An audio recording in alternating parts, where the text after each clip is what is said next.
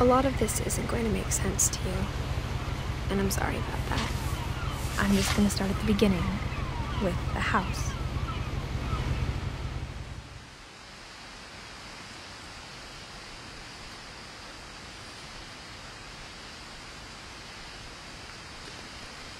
Someone had put up a chain link fence, but it looked like I wasn't the first person to hop it.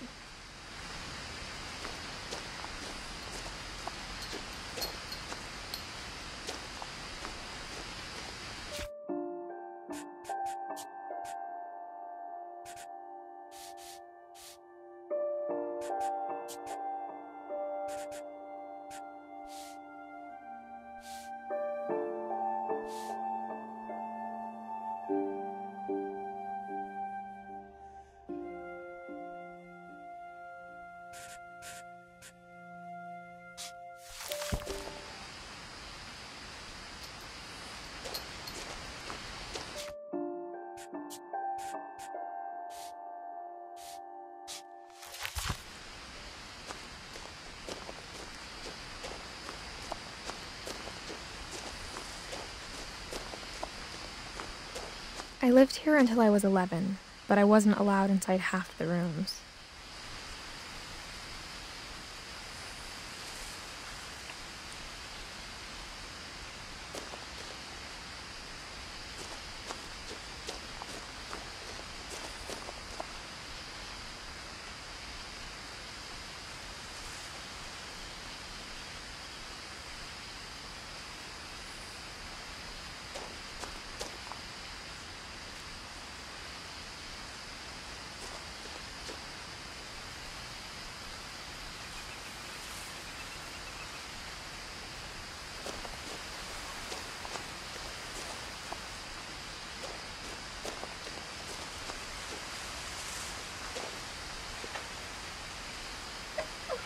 Inside the mailbox were bills from 7 years ago, marked urgent, open immediately.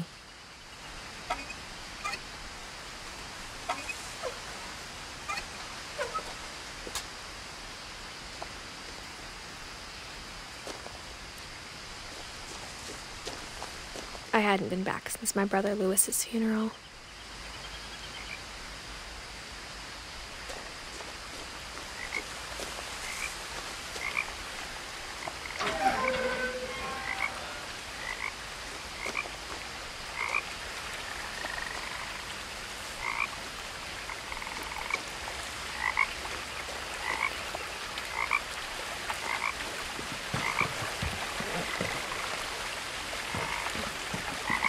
In her will, my mother left me a key, but didn't tell me what it unlocked.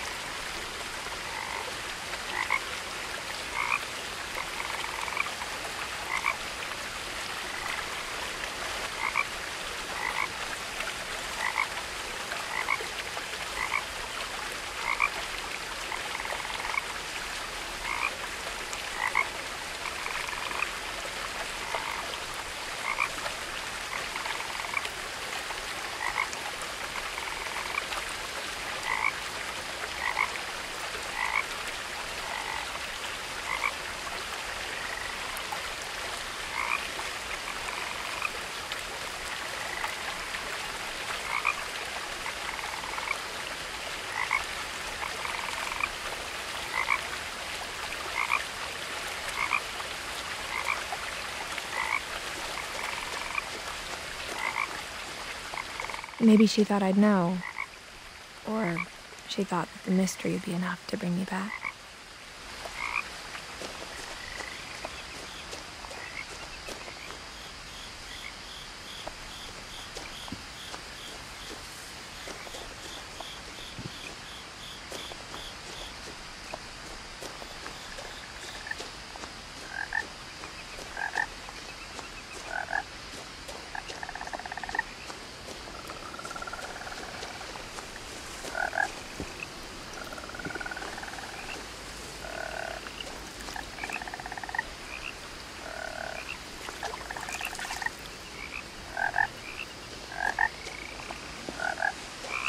The truth is, even after I inherited the house, I never thought I'd come back to it. But now I had questions about my family that only the house knew the answers to.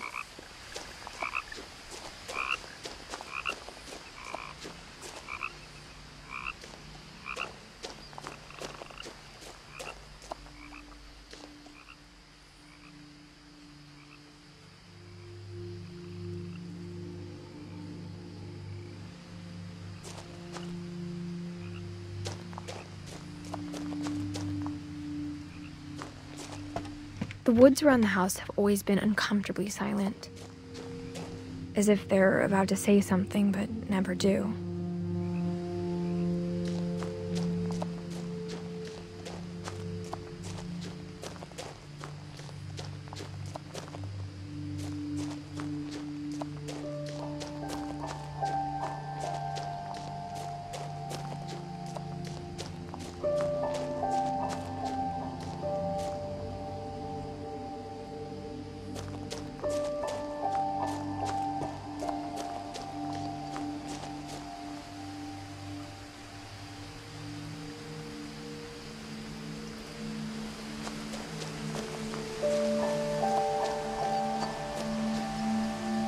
The house was exactly like I remembered it, the way I'd been dreaming about it.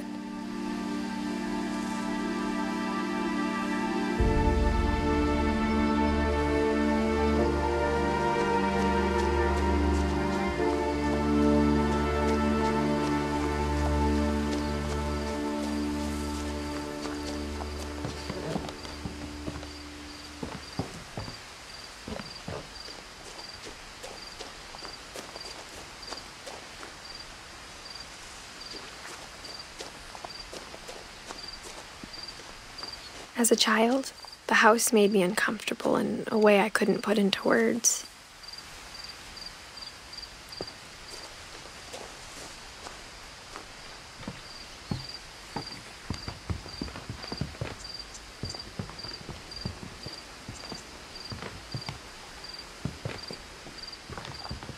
Now, as a 17-year-old, I knew exactly what those words were.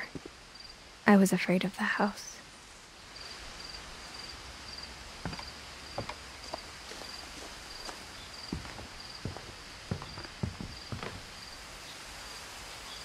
I hoped the key might unlock the front door. It didn't.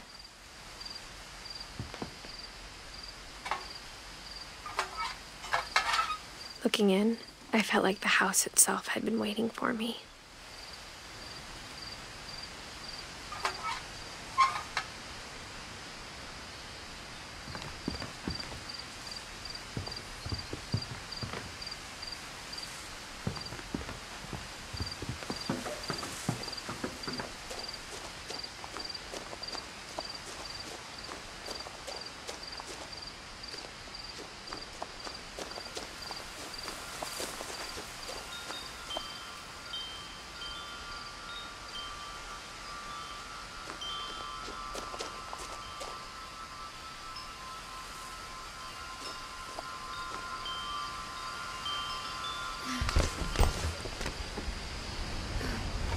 Crawling through the doggy door used to be a lot easier when I was 11.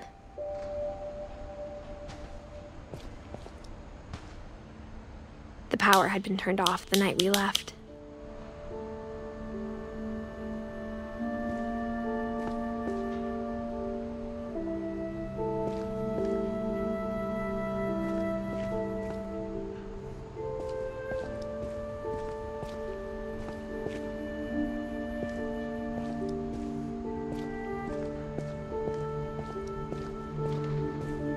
For the first time in years, I felt like I was home.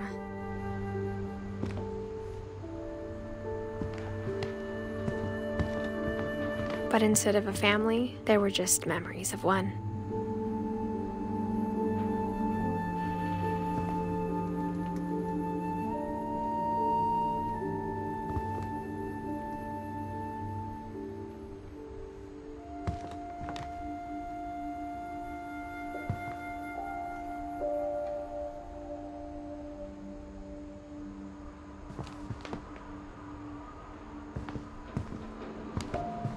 Like how after Louis started working at the cannery, we all got sick of eating salmon.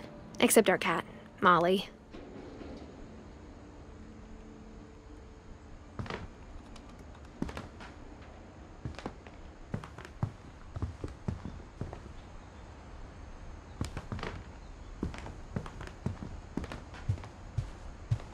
The table was still a wreck from the night we left. It was like a bomb had gone off, killing everyone but sparing the furniture.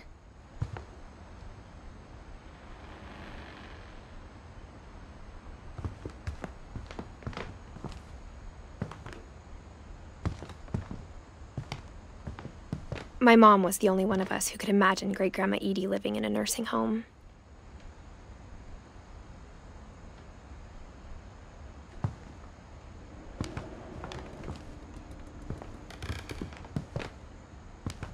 Nothing in the house looked abnormal.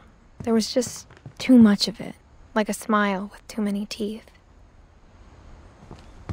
Even the fireplace had a story. Edie told me the bricks came from the original house, after it sank.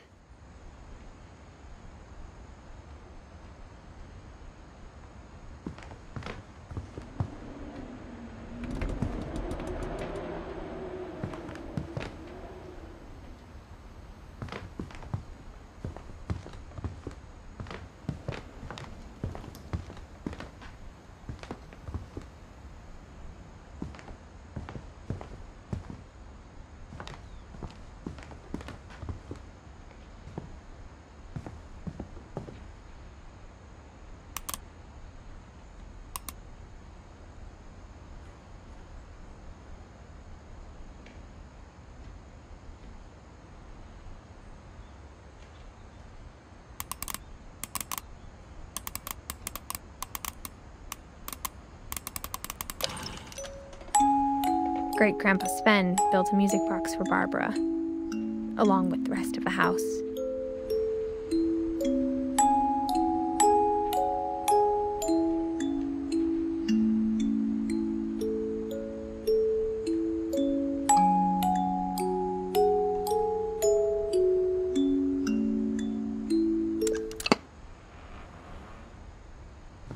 Mom always told me to stay out of the basement, so I wasn't too surprised when the key didn't fit.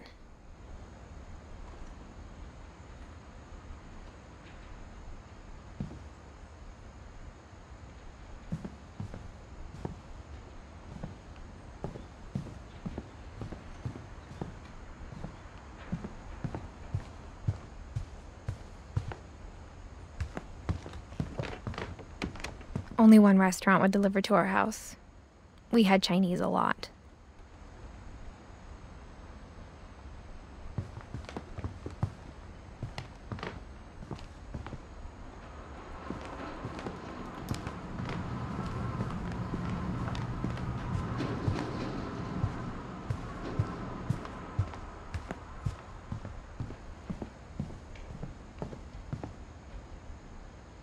My mom wasn't much of an optimist, but she never stopped believing that my brother Milton was alive.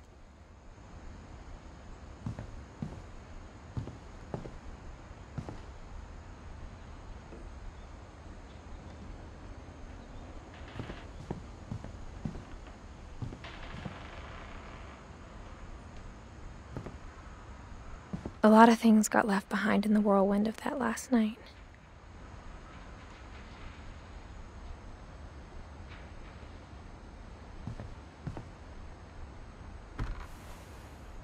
Edie told me once that every Finch who ever lived is buried somewhere in the library.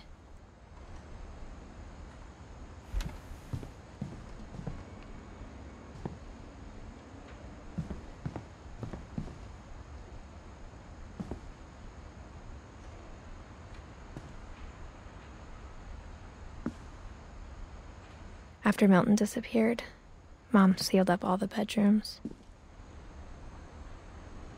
Then Edie retaliated and drilled peepholes.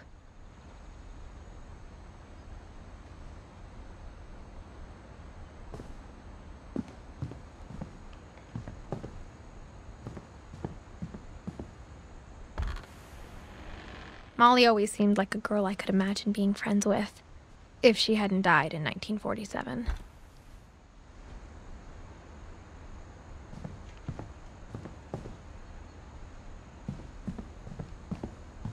I spent a lot of time playing in Great Uncle Walter's room.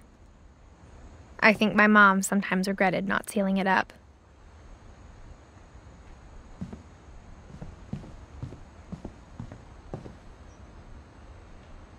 Lewis told me there were secret passages, but I never believed him.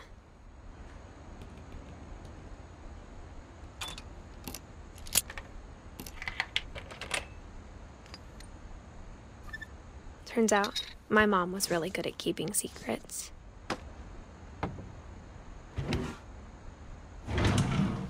Now it was time to find out what my mom had been afraid of.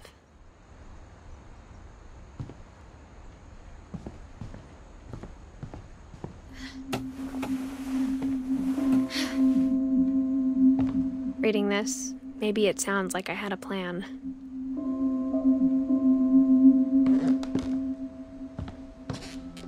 But I had no idea what was behind that door.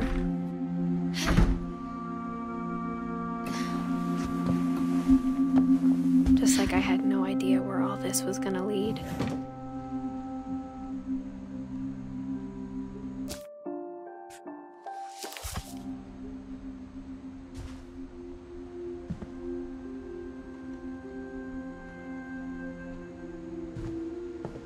I grew up looking at Molly's room through the peephole. Molly's gerbil had a tiny bedroom with its own even tinier gerbil cage.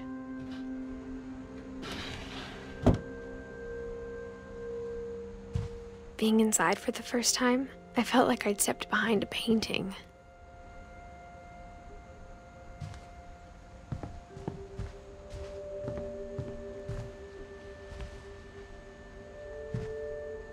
I got the sense Edie had spent a lot of time here. December 13th, 1947. Dear Diary, I'll be gone soon, but I wanted to tell somebody about what's gonna happen.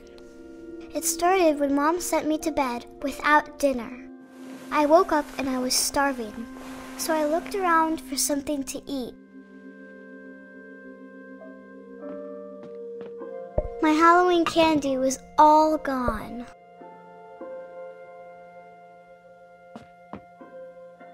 The gerbil food was dry, but I didn't mind it.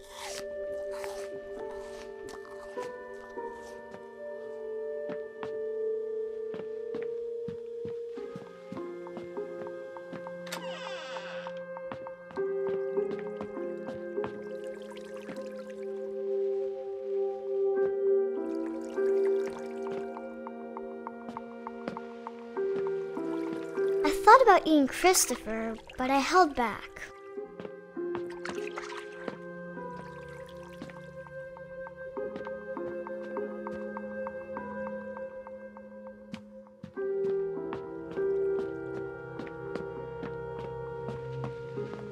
I kept eating and eating.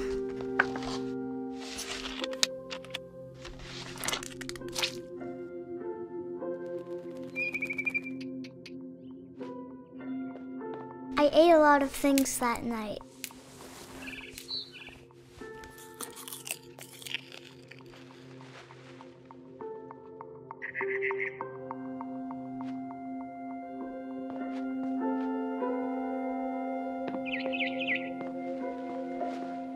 Then I heard chirping outside my window. It was a barn swallow going back to her nest. I reached out for her.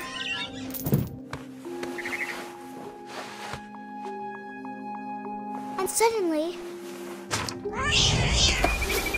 I was a cat.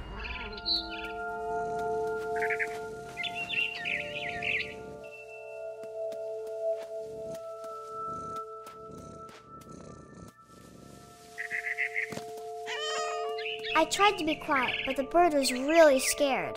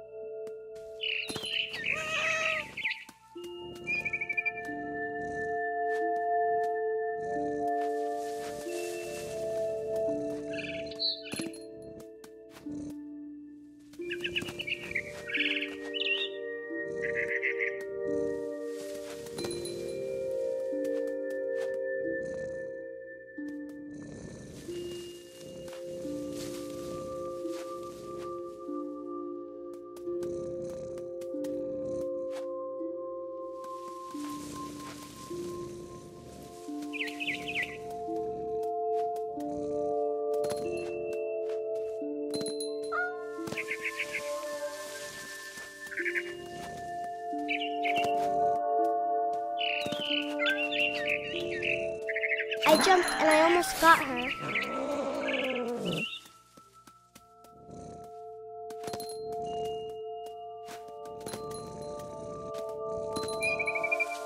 I could tell she was getting really tired. Now I was up in the big tree. I promised Dad I wouldn't climb it anymore. All I cared about was eating that mama bird.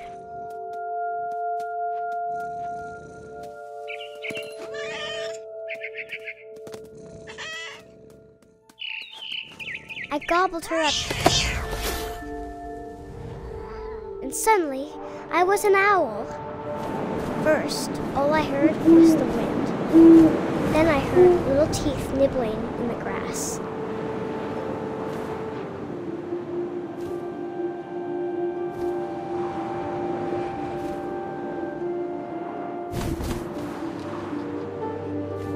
Rabbits.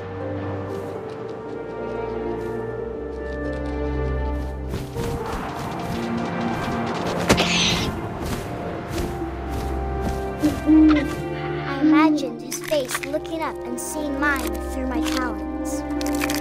I swallowed him up, and I didn't chew one bit. Then I flew off to find something bigger.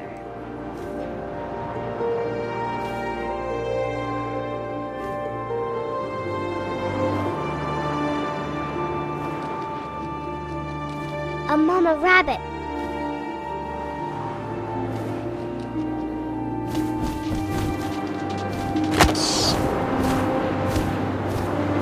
She was almost too big to carry. I started choking, but I couldn't stop eating. And suddenly, I was a shark.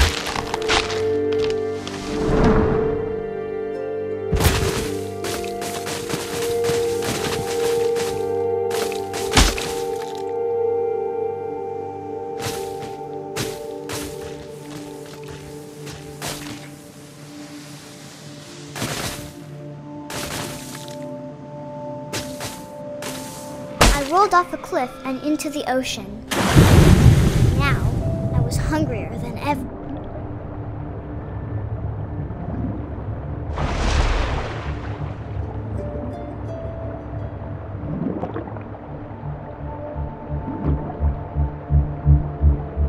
I wanted fat, juicy seals. I tore off her flipper, and it tasted really good.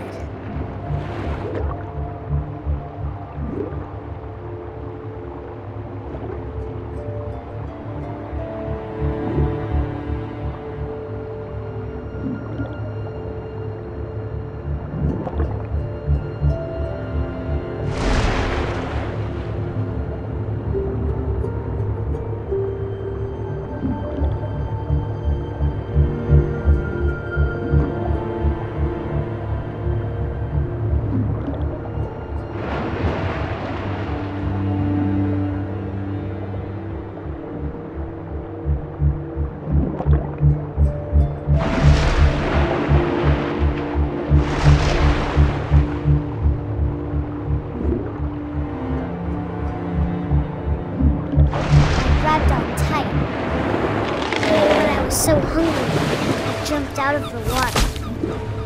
When I opened my eyes, everything had changed.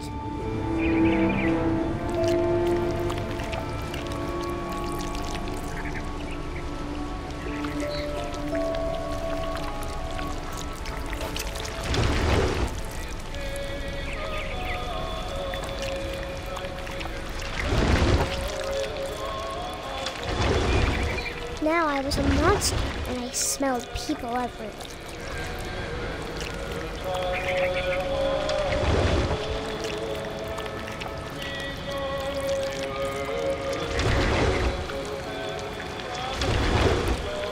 I was big, but I moved real quiet.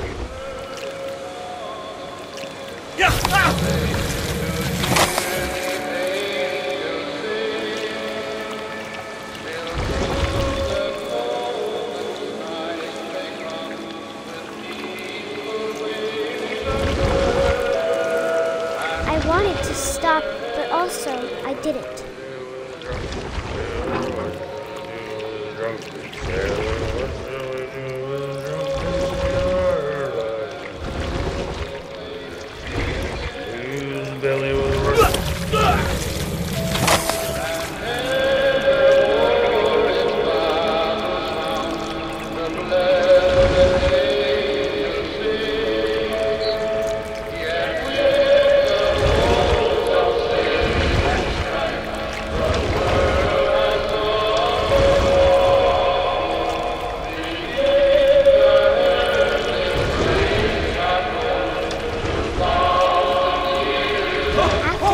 Passenger, I was still hungry. And across the water, I smelled something new. Something I had to have, so I swam towards it.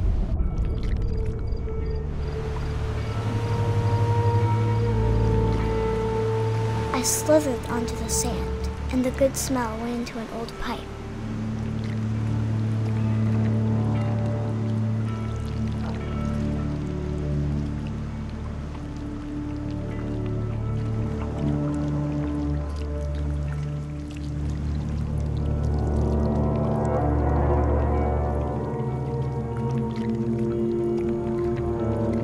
I got closer and closer.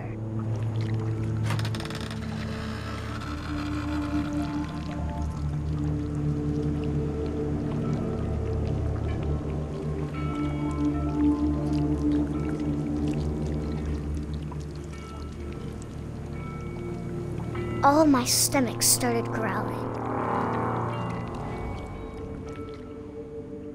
And suddenly, I was me again. I held my breath for a long time, but I couldn't hear anything. I think it's waiting for me to fall asleep. But it's not going to wait much longer. It needs to feed, and we both know I will be delicious.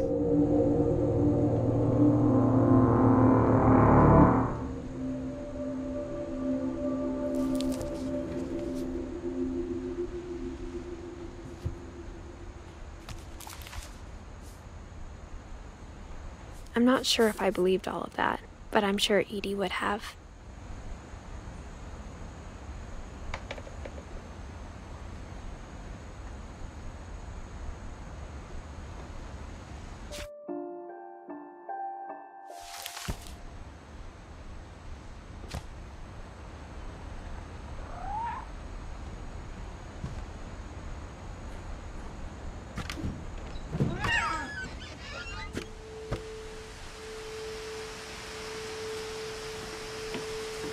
This will be obvious later, but my mom never told me any of these stories.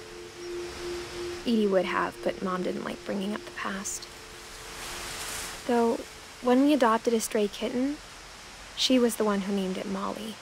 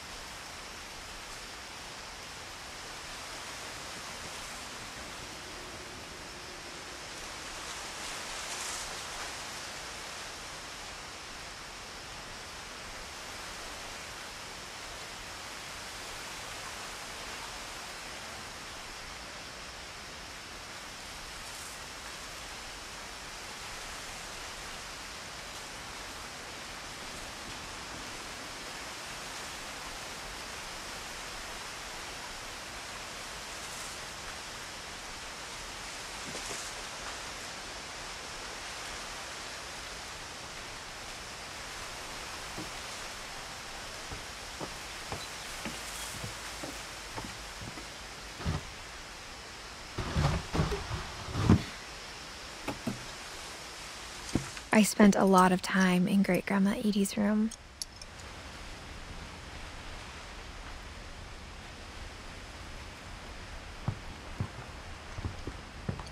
Louis died a week before we left, but Edie had already started to memorialize him.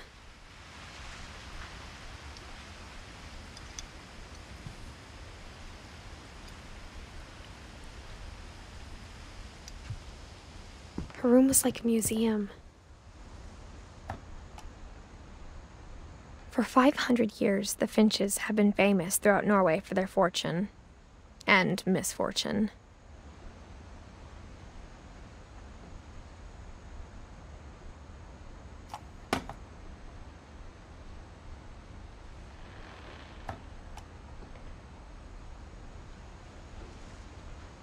Odin Finch buries the latest victims of the family curse, his wife Ingeborg and their newborn son, Johan.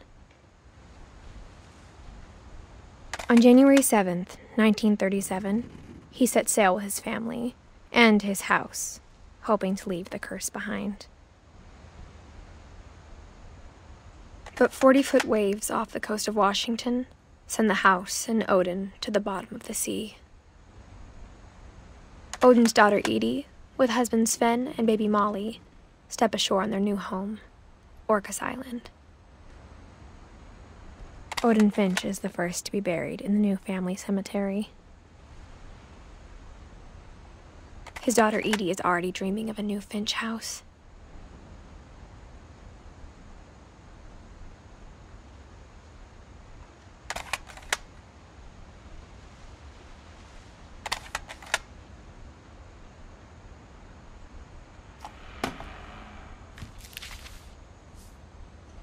Whatever's wrong with this family, it goes back a long ways.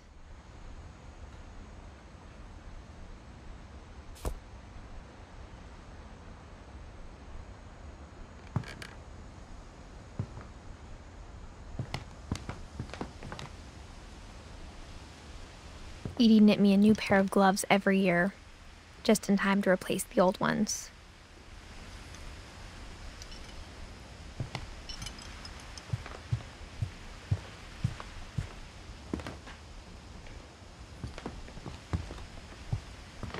One summer, they evacuated the island, but Edie refused to go. For a few weeks, she was a celebrity.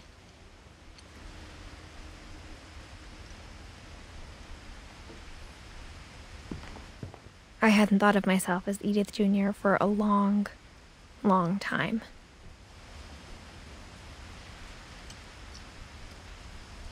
Edie gave a big interview about a mole man living under the Finch house. My mom was furious.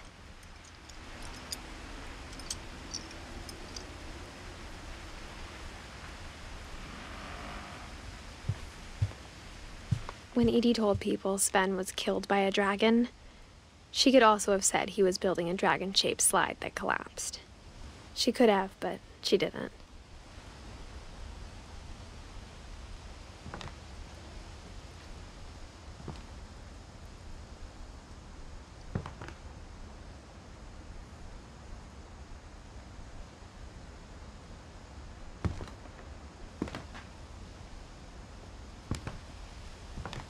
Even in her 90s, sometimes Edie seemed a lot younger than my mother.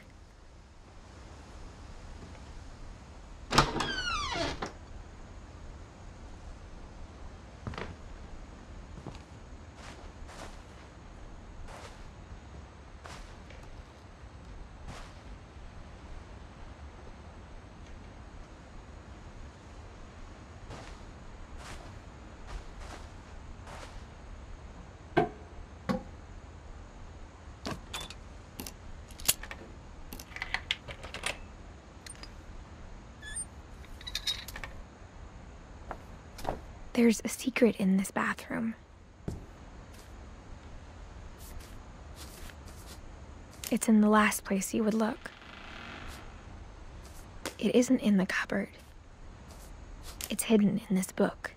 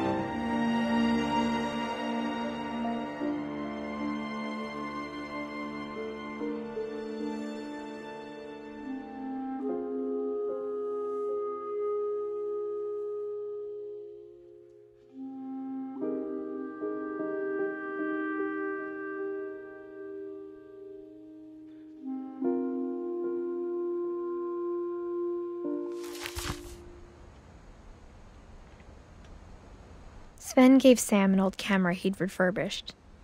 He never put it down.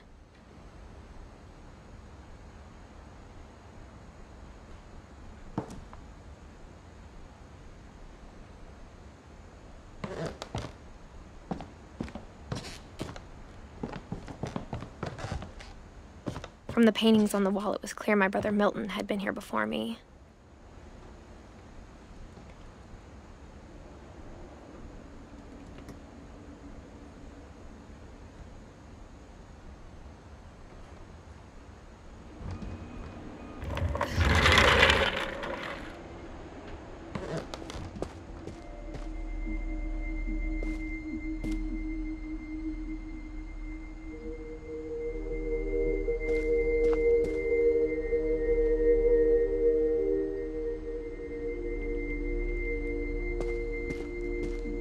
I knew Grandpa Sam had a twin.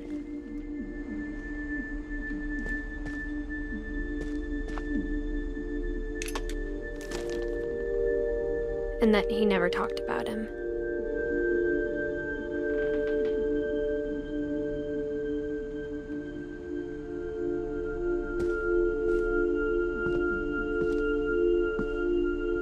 I guess my grandpa didn't like history any more than my mom did.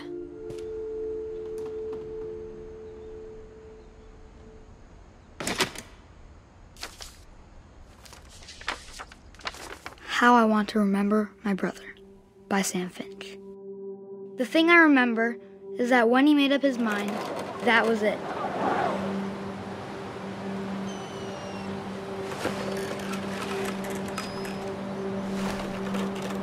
My brother said he'd die before he ate another mushroom, and he did. At Barbara's funeral, we swore we'd never be afraid again, and he wasn't. I think Calvin always wanted to fly. Sam! Calvin! Dinner's ready! Coming! But that day, he finally made up his mind to do it. I told him going around was impossible. Maybe if I hadn't said that,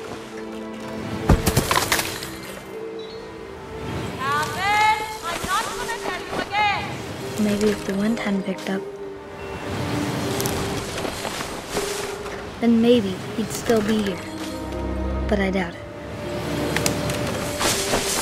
I think he'd already made up his mind. That's what I want to remember about my brother.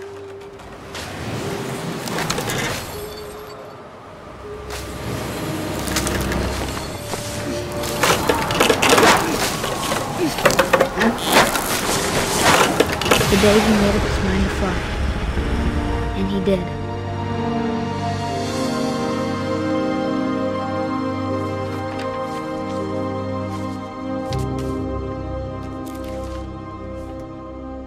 Calvin's story felt strangely familiar.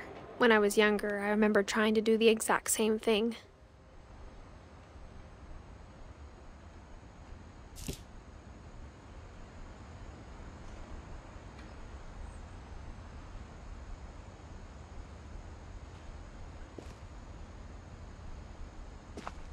After the funeral, Edie roped off Calvin's half of the room.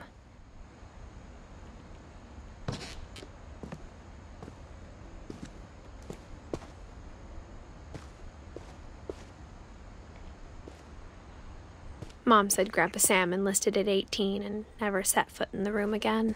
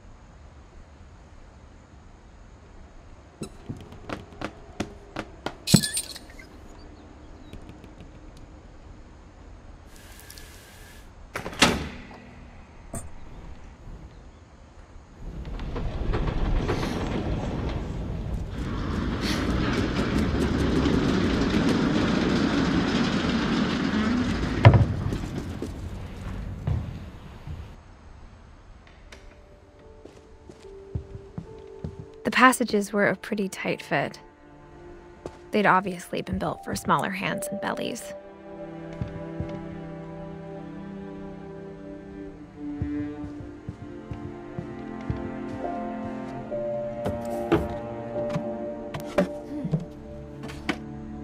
Growing up, I always thought of Barbara as a child star.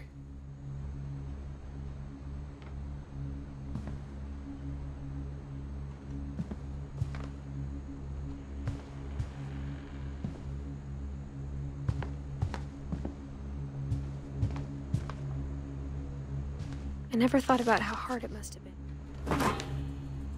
Of all the stories people wrote about Barbara's death, I'm surprised Edie saved this one.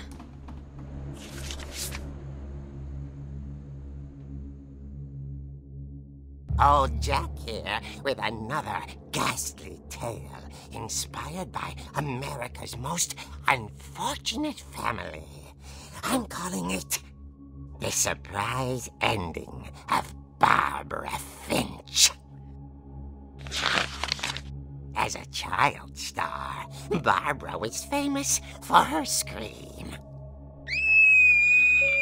Now at 16, she was all washed up. A has-been. But in a lucky break, she'd been asked to perform her signature scream at a local convention for monster movie fans. It was just the boost her career needed. Unfortunately, her scream hadn't aged well. Getting better. I think you just need the right motivation. Her biggest fan and current boyfriend, Rick, was about to demonstrate when... Now that was a great scream. It was Barbara's father, Sven. He'd slipped into a table saw and had to be rushed to the emergency room. So Barbara got stuck babysitting her youngest brother, Walter. Her convention comeback was cancelled. Okay, I'm hearing frustration, but I'm not hearing terror. What if I tried... A gang of hoodlums in Halloween masks have been terrorizing Orcas Island tonight. Police are urging residents to... That came from the basement. You're right! Also, I loved your delivery on that. Why is your basement door locked? Because my dad likes making puzzles and secret passages. There's a key hidden in the music box. The secret is to keep winding and winding until finally the key pops out. Thanks, babe. I'll be back in a sec. 20 minutes later, Rick hadn't returned. So Barbara went to look for him, right on cue. She reached for the music box.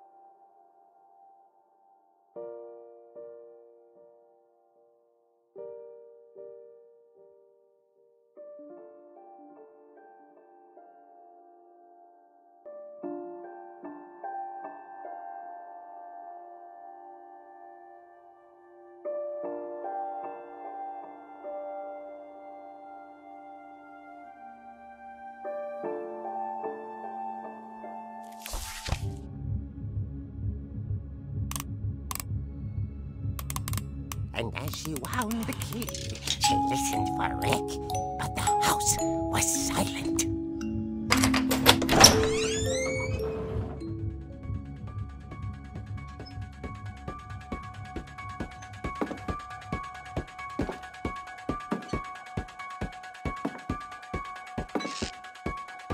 She found Rick's crutch and imagined the worst.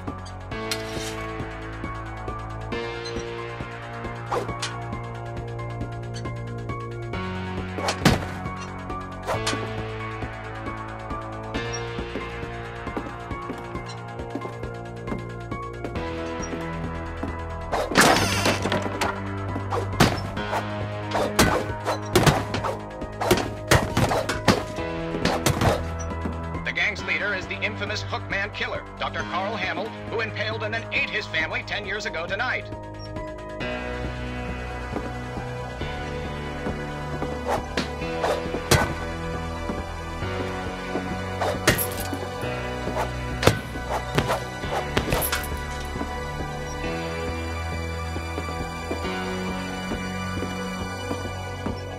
The old fridge rattled and grew still.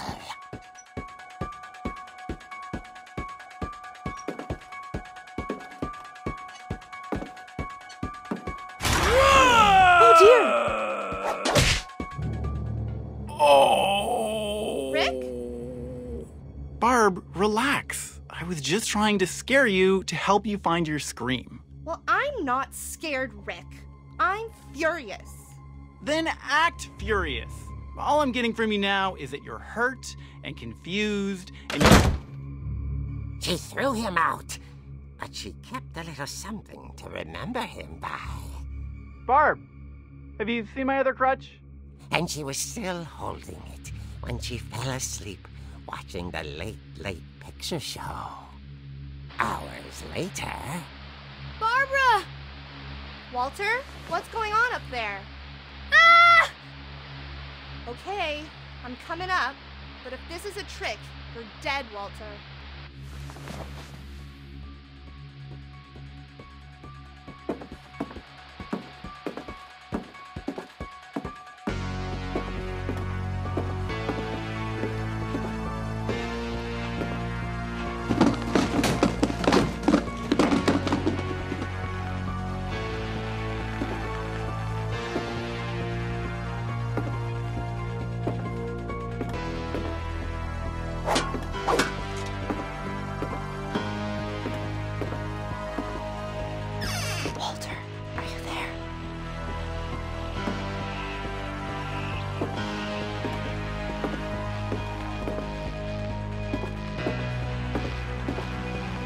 Walter had vanished, but his bedside radio was still on. Orcas Island police describe the man as 6 feet tall, with a steel hook for a hand. Residents are urged to lock all doors and windows and notify the police of any suspicious activity. Barbara turned, saw the hookman, and was speechless. He was quite smashing. And heavy he was. He couldn't get enough of Barbara. Okay, Barbara, there's gotta be another way out of here. That night, she played her part beautifully.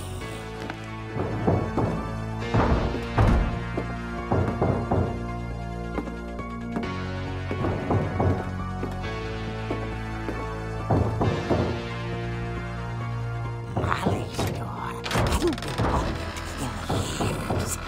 The hinges grow.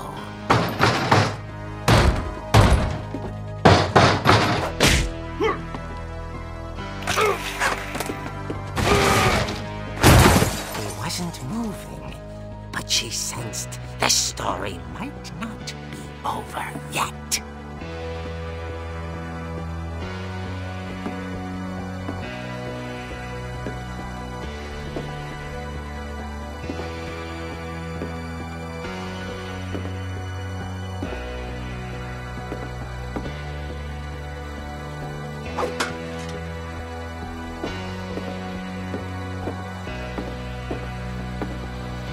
The vanished.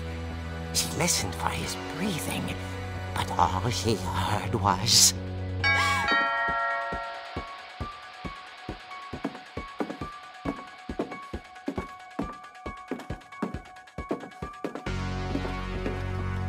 At the door, she heard whispering. It was coming from inside the house.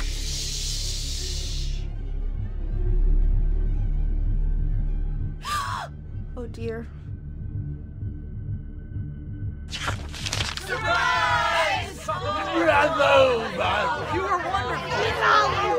monsters had come to surprise her. For Barbara, it was a dream come true. Then she saw what kind of monsters they were, and she realized what was about to happen. She was going to be famous. And with her final breath, Barbara Finch gave the performance of her life.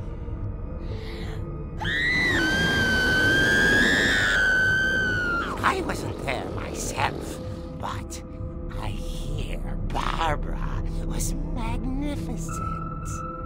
Poor girl. She had a taste for stardom. But unfortunately, so did her fans. Of course, the police blamed it all on poor Rick, who disappeared the same night. And little Walter? Hiding under his bed the whole time. He took it all pretty hard, but that's another story. As for Barbara, tucked inside the music box was all they ever found of her. Her ear. Now that's what I call a real eerie tale.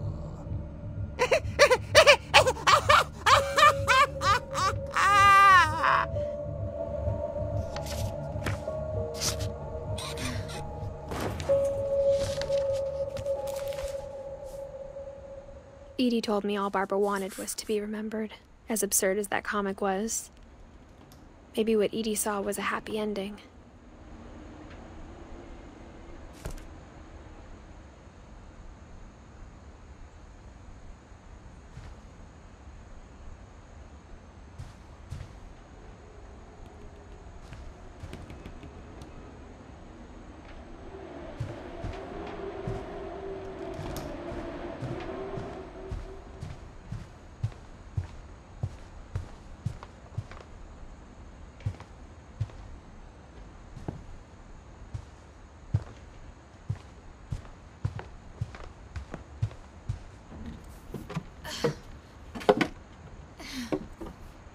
I guess now I know why Mom didn't like me playing with the music box.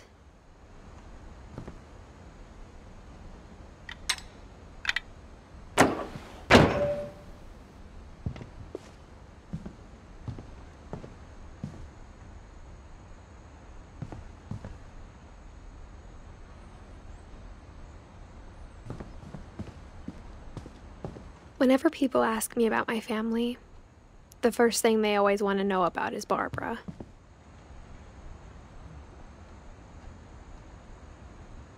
It's funny. All those times I played with the music box and never found the basement key. Mom must have locked the third floor stairs on the night we left.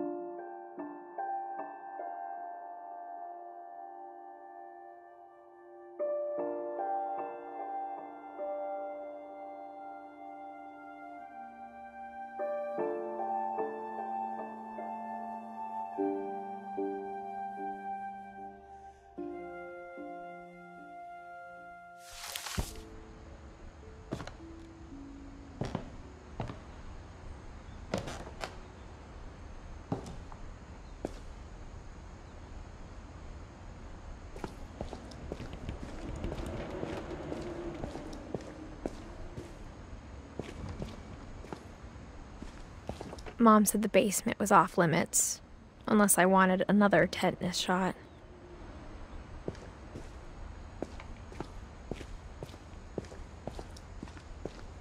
I saw Edie sneak down to the basement once, carrying packages.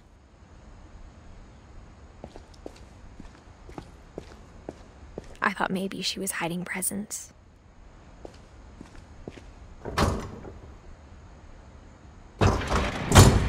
It turned out she was hiding a lot more than that.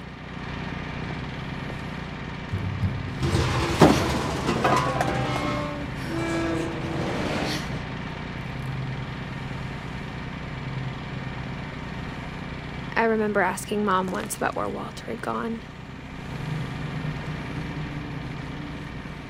She said after Barbara died, he got as far away as he could.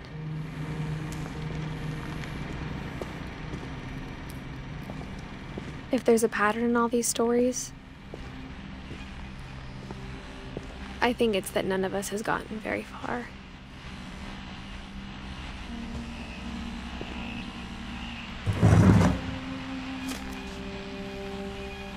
Goodbye, everyone. I can't believe I've been down here for 30 years.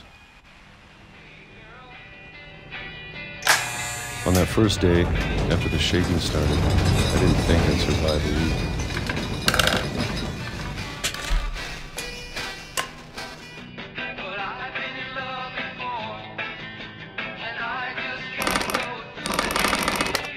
But after a few days, I settled into a routine.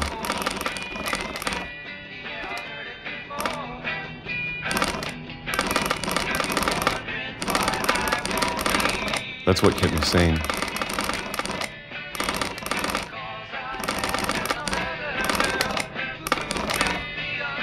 Having a schedule, living for today. I always expected to be dead tomorrow. But if you wait long enough, you get used to anything.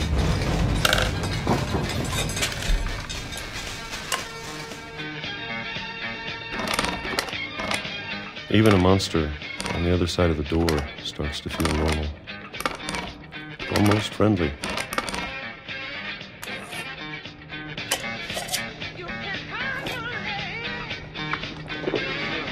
And then one day, everything just stopped. Whatever that thing was, it was gone. Maybe it got tired of waiting. Or maybe I just got tired of being afraid.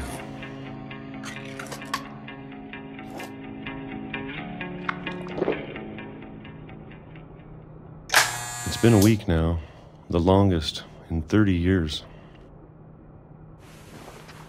I'm done waiting. I have to leave while I still can.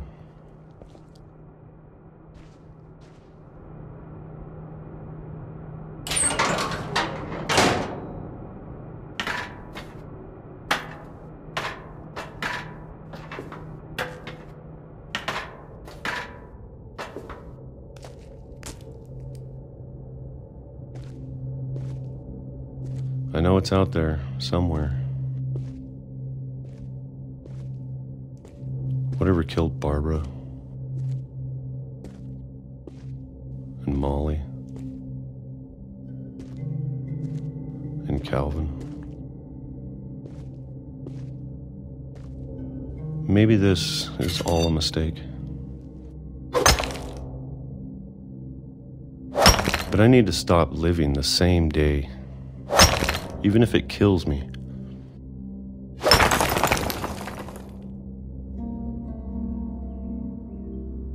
Whatever's out there, I want you to know I'm ready for it.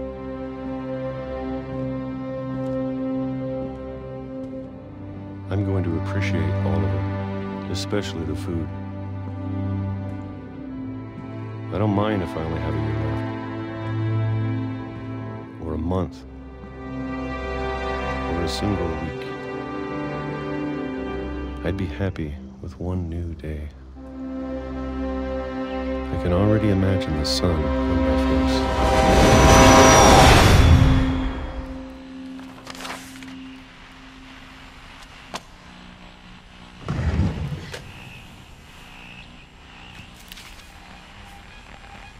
Walter died when I was 6. I can't believe my mom never told me he was down here.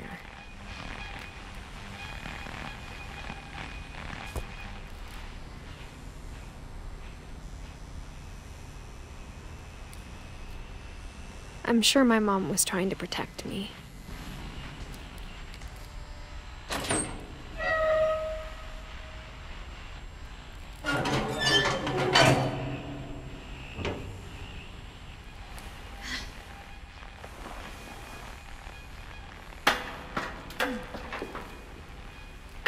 Maybe she was afraid I'd end up like Walter.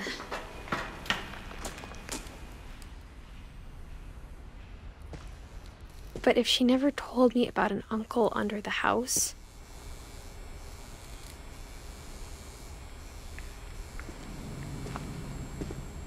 I can only imagine what else she was hiding.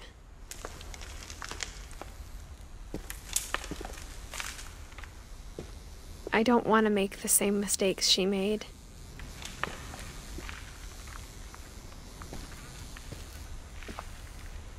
Trying to bury something that's still alive.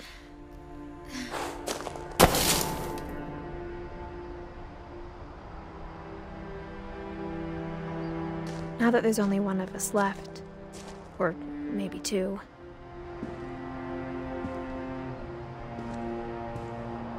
I thought it was time I heard the stories for myself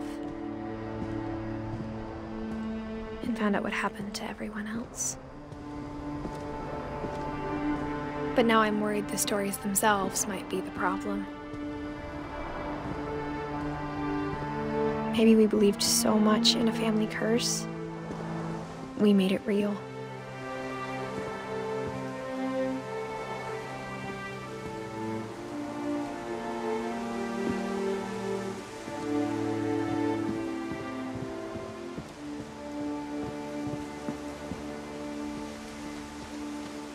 I don't know if I should even be writing this.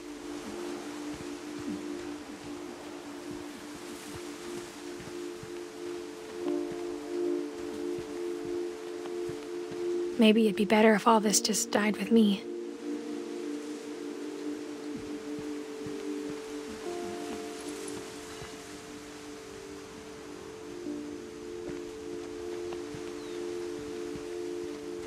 But I thought you should know about your family.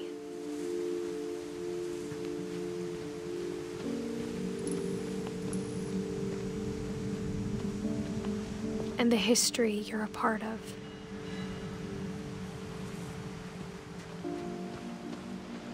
Though to be honest, I feel as lost as you probably do right now.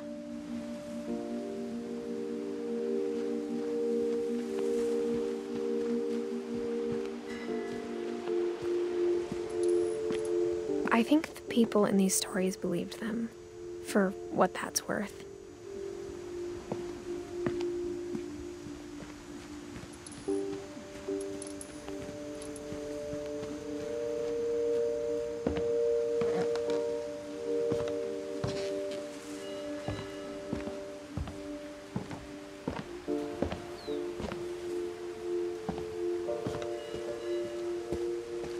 And when you look at the house, that history of imagination and stubbornness and madness,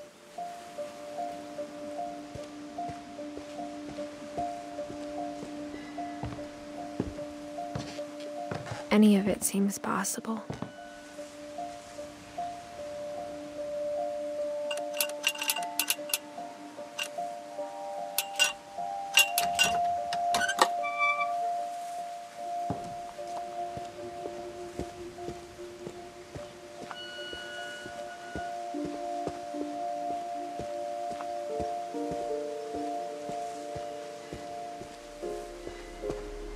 I think we've been surrounded by death for so long, we've just gotten used to it.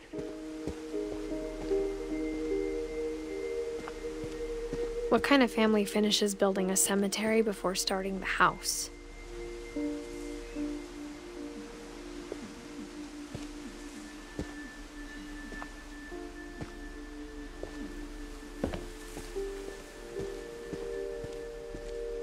It's embarrassing for me to admit this, but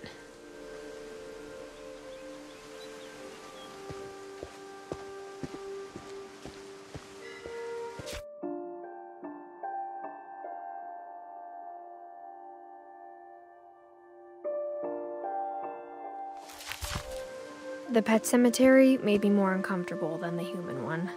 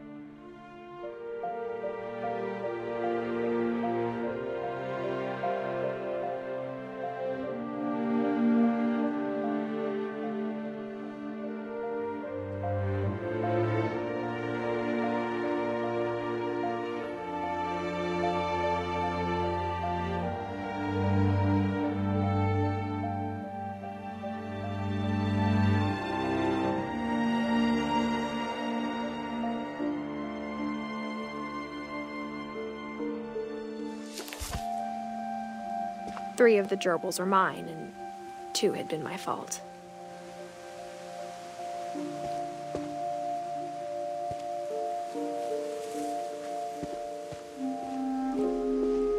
Sven built the house, but it was Edie who designed the cemetery.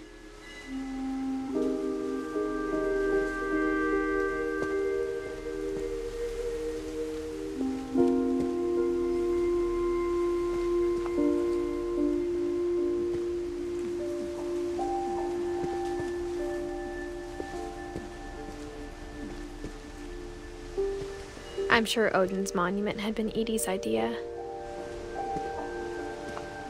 My mom was always trying to move on, but for Edie, the past never went away.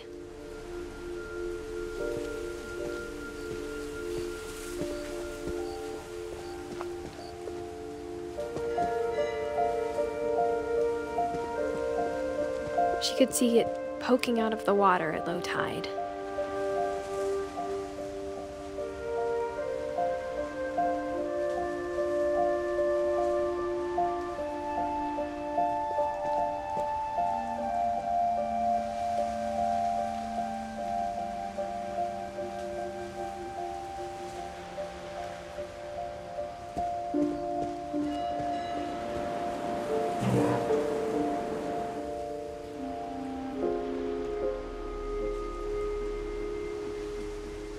Edie said she dreamed about the old house every night.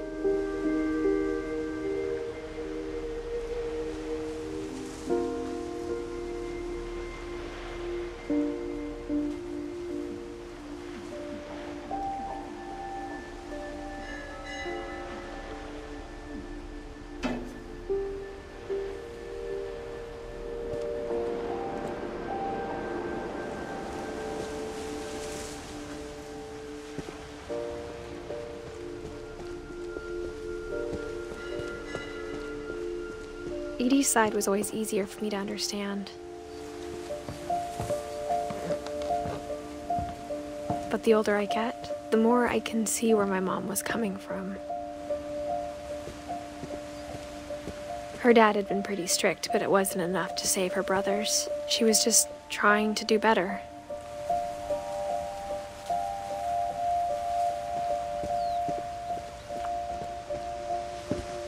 She lost 2 of her brothers, just like I did. I get why she tried so hard to protect us. We never found Milton's body, so my mom insisted we were putting up a monument, not a tombstone.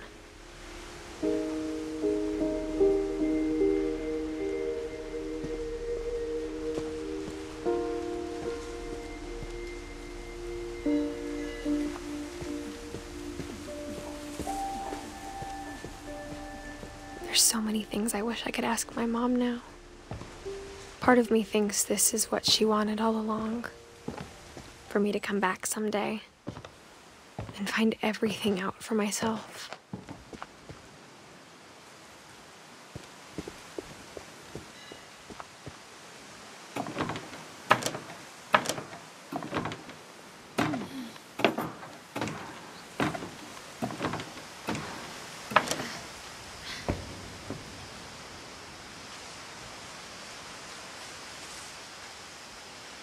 But looking back on it now,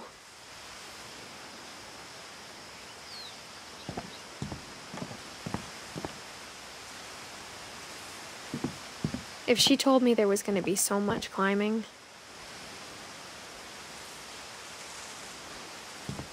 I never would have come when I was 22 weeks pregnant.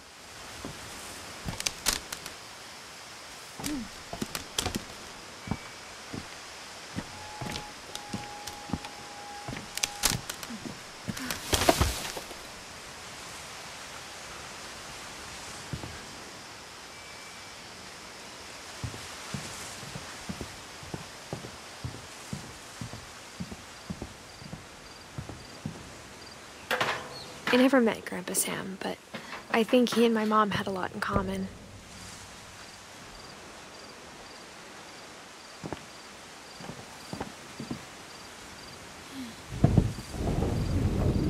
They were both pretty intense.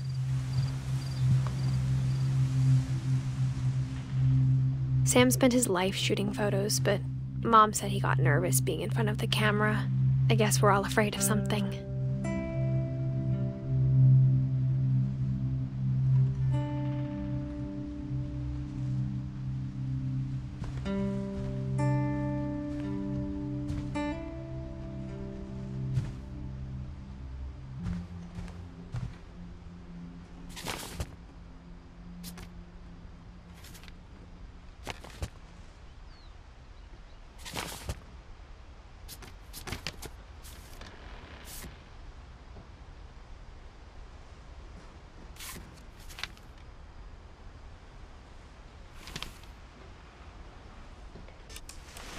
Dawn, I promise, you'll never forget this weekend.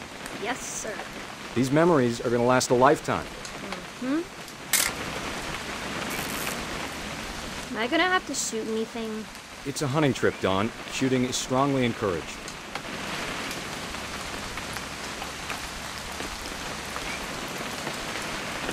What?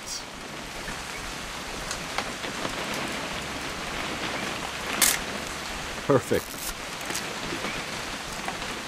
It's gonna rain the whole weekend, isn't it?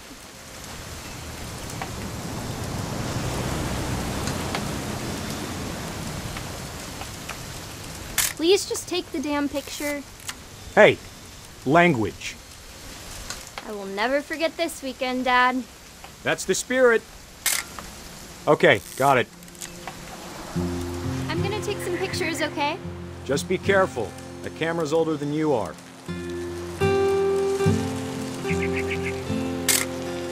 Aw. Definitely should not have drunk all that coffee.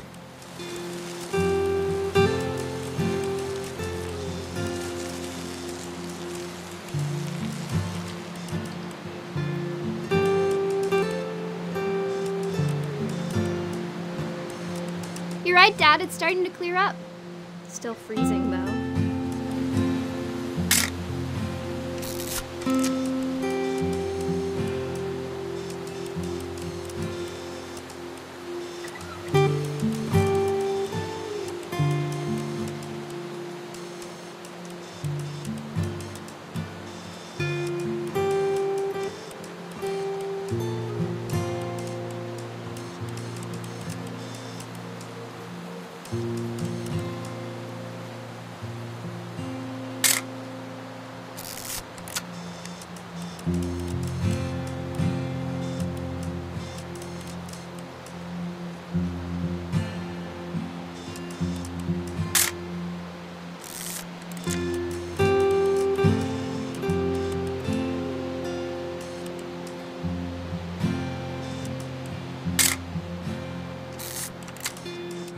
Nothing quite like being outside.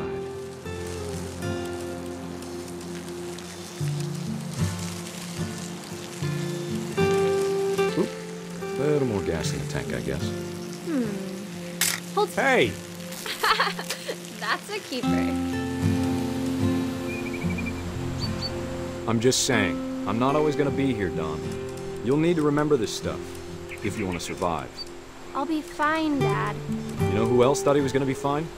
Some guy who died. Dawn, I'm being serious. I know, Dad. You're always serious.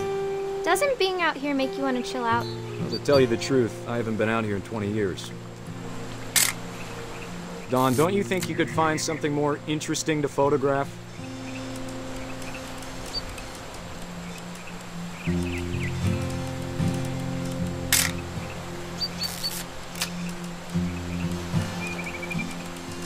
Last time I was with my brother Calvin. Man, that was a great trip. Your grandpa Sven taught us how to fish, how to build a fire. We found an old logging trail. There were deer everywhere. You don't need to waste any more film on me, kiddo.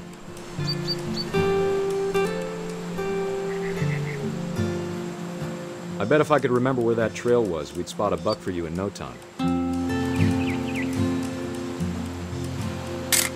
Give me a minute to check the map.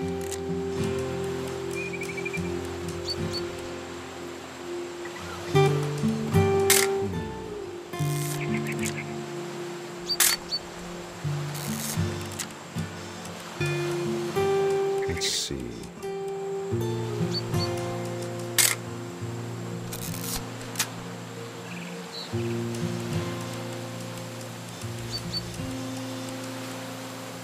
Maybe.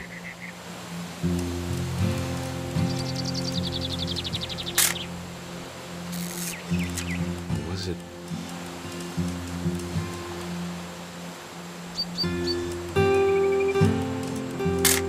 Could have been.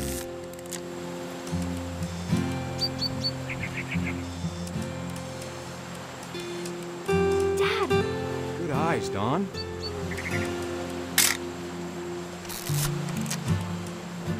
Before you take the shot, let me get a picture of you. Dad, I... Just breathe. Turn off your imagination. Let me get behind you.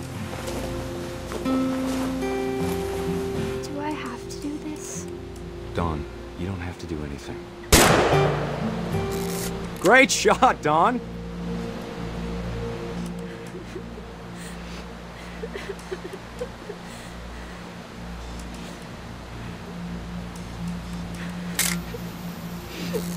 I'm proud of you, Dawn. Always remember that, okay?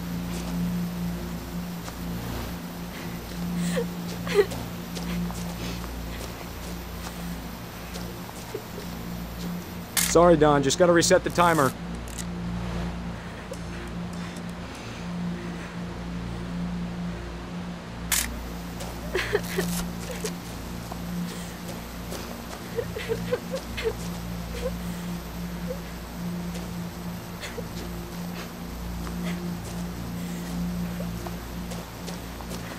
Dad, it's twitching.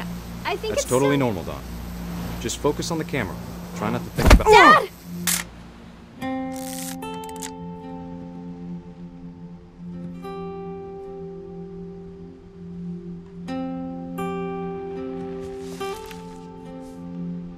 Of all these stories, that's the one I wish most that my mom had told me.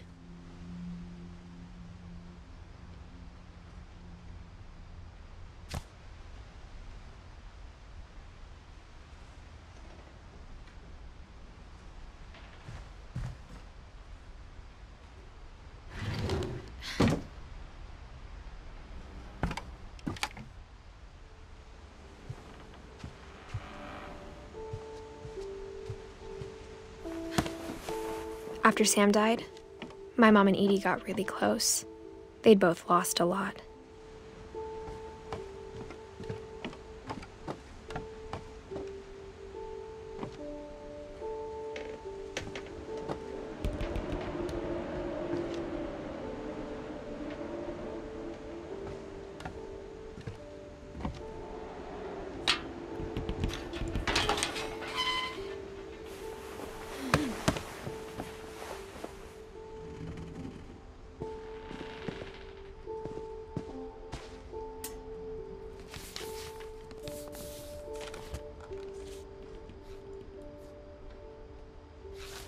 Dear Kay, do you remember the way Gregory used to laugh when he thought he was alone? Like something funny was happening, but only he could see it.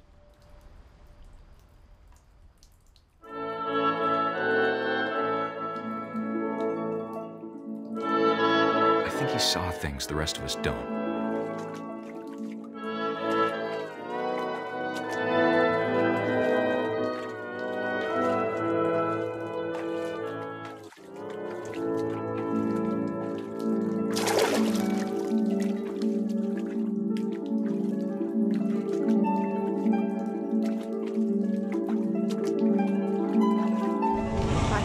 Gregory, it's time to... Hold on, sweetie. Hello? Sam, I told you I don't want to talk right now. I wonder what he saw.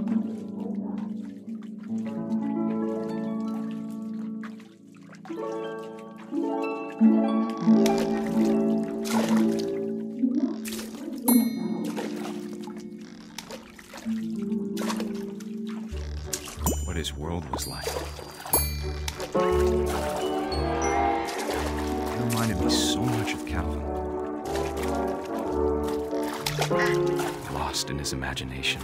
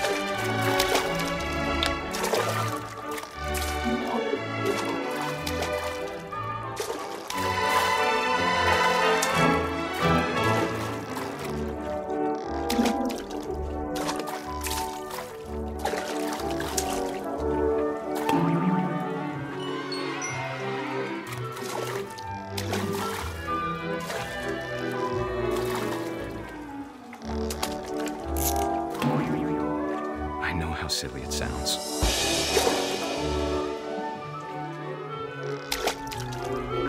But I worried about a baby being too happy. But I could feel him slipping away. Sorry about that, Gregory. I know you did everything you could. Maybe if I hadn't called that night.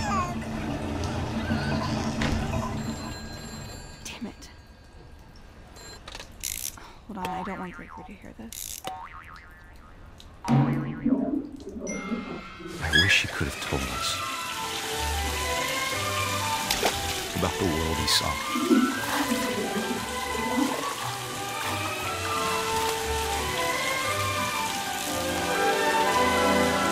There's so much I don't understand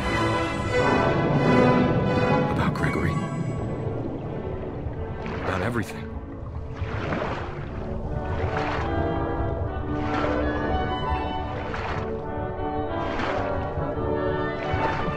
What happened wasn't your fault.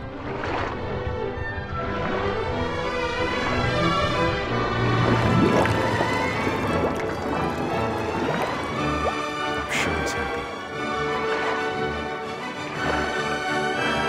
And he'd want you to be happy too. Good luck, Kay.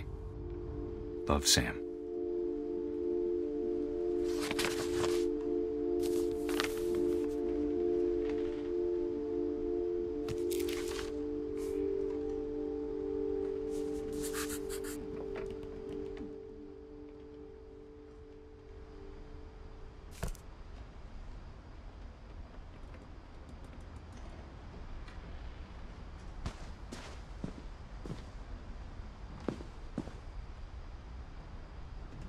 I can't imagine my mom ever writing poetry, and yet...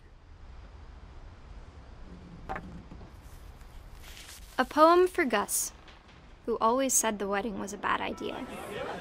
Our father never hit us kids, at least not very hard, before the day my brother said with teenage disregard that he'd be dead before he'd see a wedding in our yard.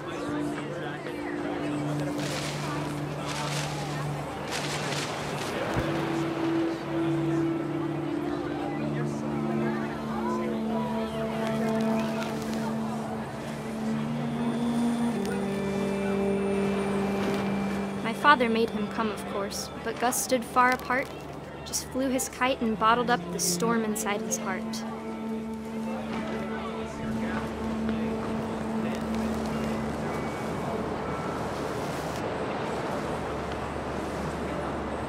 I tried to talk him out of it, but though he'd never met her, "We don't need a stepmom," were the words that I now pronounce you husband and wife. You may kiss the bride.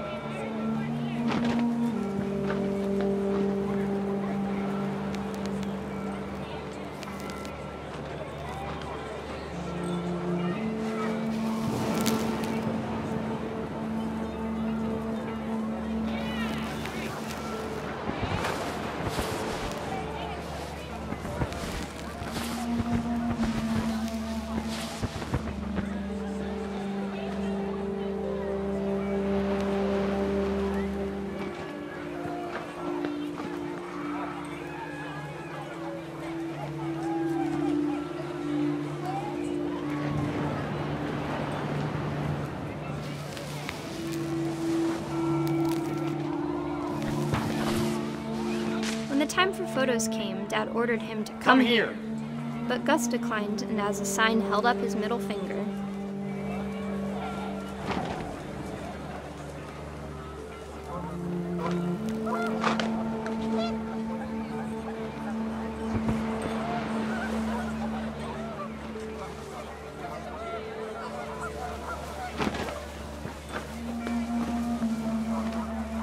The wind picked up, and panicked geese appeared and quickly went.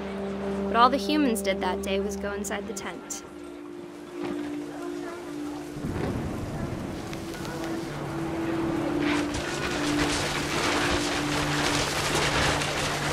The rain came down in buckets then, but no one seemed afraid that nature might destroy the tent our dad had crudely made.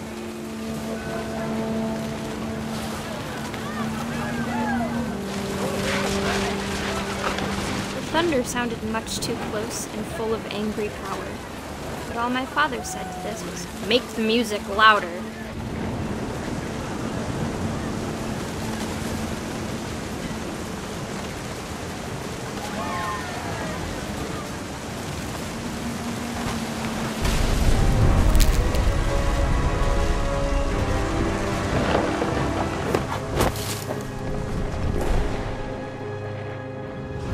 I wish that I could truly say I thought about you on that day. Out there on the beach alone, just you, the wind, the sea, and foam. But I didn't, until we found you.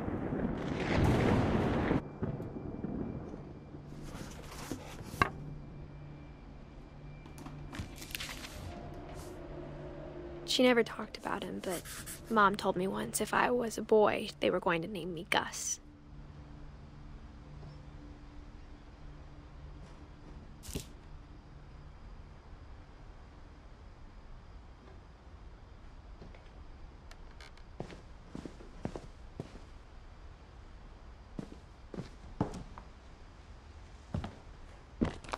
My mom moved up to the loft after her brothers died. At the time, it was as far away as she could get.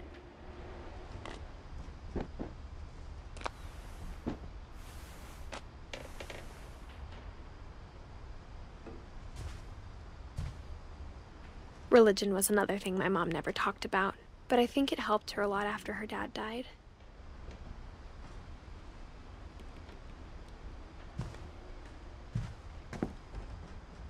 She spent a summer building houses in Calcutta, where she met my dad, Sanjay.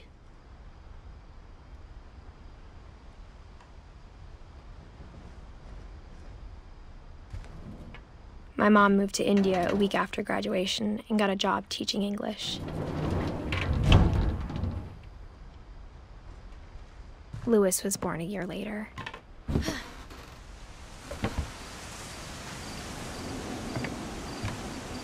When my dad died, I don't think Mom knew where else to go.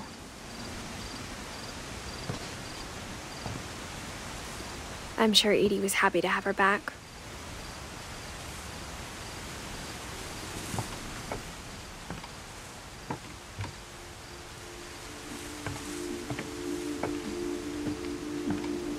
The house had to get a little bigger, but Edie was used to that.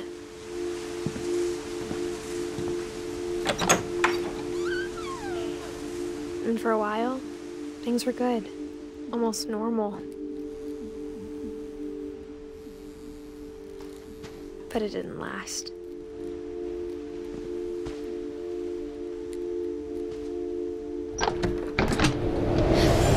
The beginning of the end was Milton's 10th birthday, when Edie gave him a castle.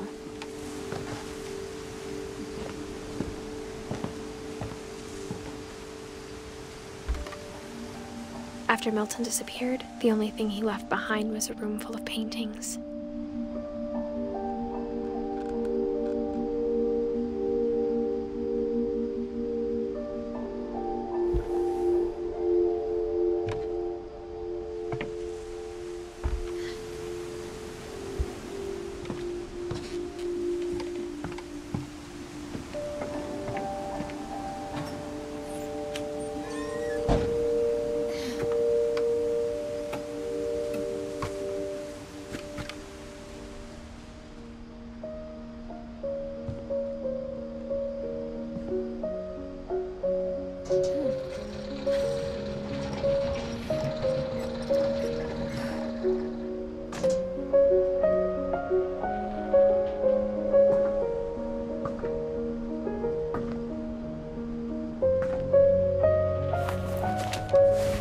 Milton Finch in The Magic Paintbrush.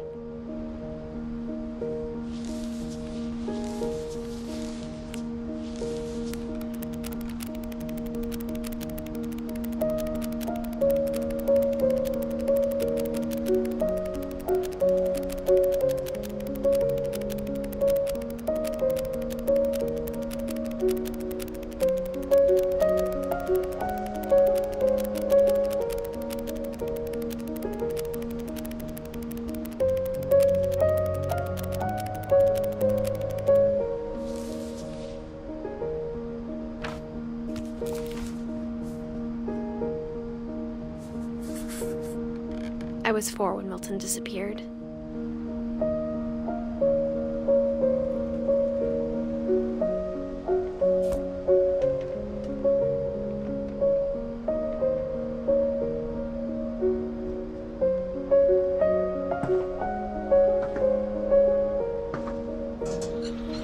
Mom spent months searching for my brother.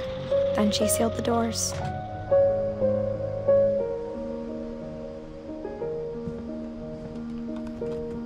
Whatever Milton had found in the house, Mom didn't want it getting out.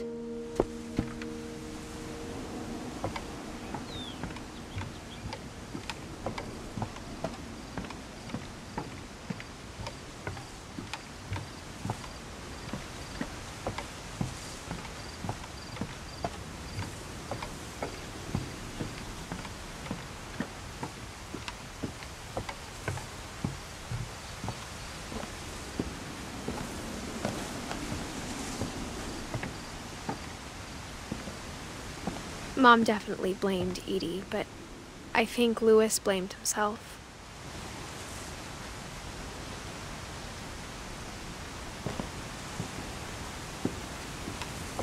After he graduated, he just spent more and more time in his room, until Mom got him a job at the cannery.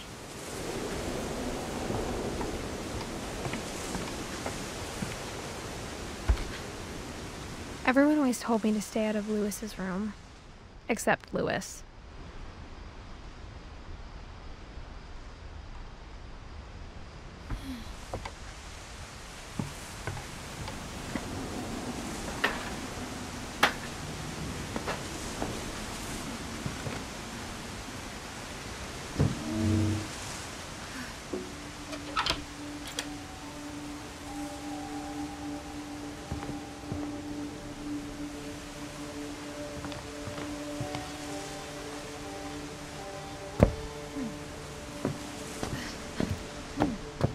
Lewis's room smelled very, very familiar. That part of him lived on.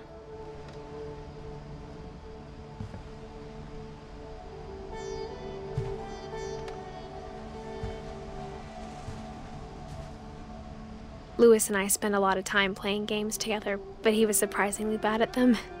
He died a lot.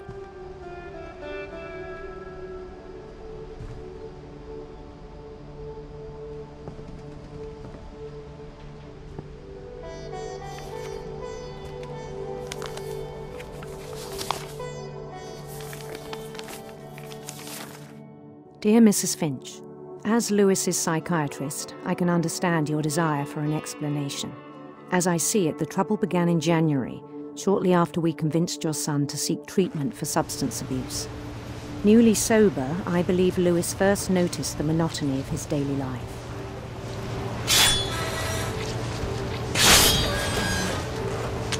He kept working at the cannery, but he withdrew part of himself. In our sessions, I saw the same behavior. His mind began to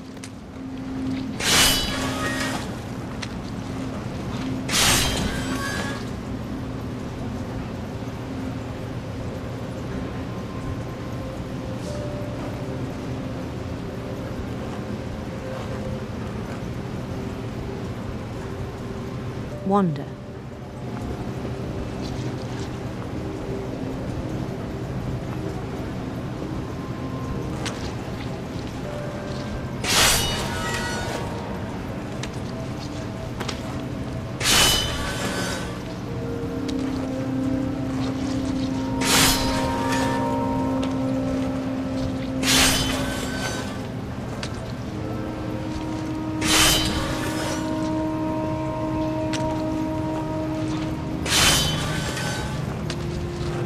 I asked him to describe it.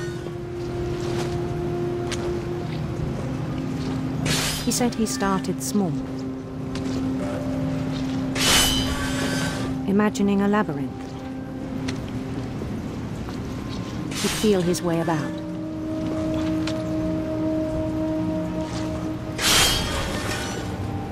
Then something moved. Bats.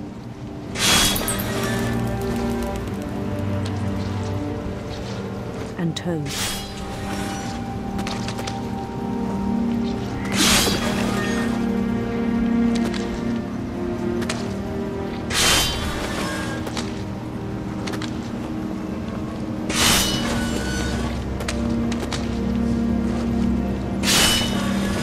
And things that have not names.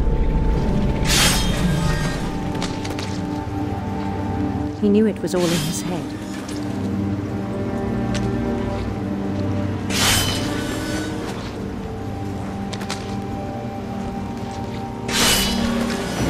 He took it very seriously.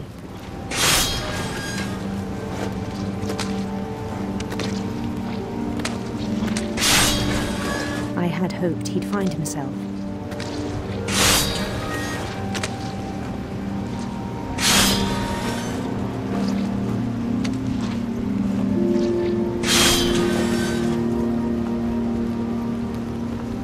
But he found something more.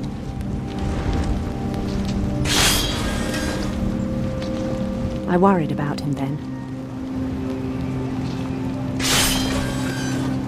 Daydreaming at the cannery, I spoke with his boss. But he said Lewis had become a model employee. Methodical, tireless, focused.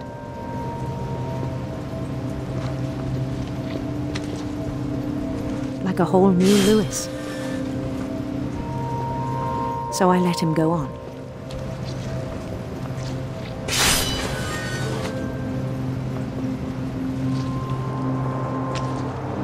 I even encouraged him. It seemed very promising at first. He told me he'd made a new friend.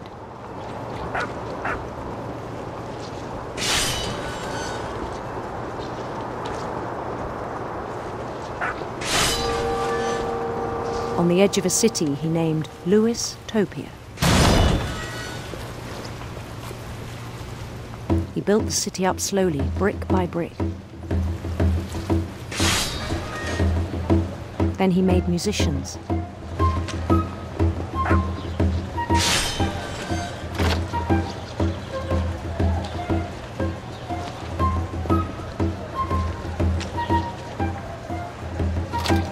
And songs for them to play.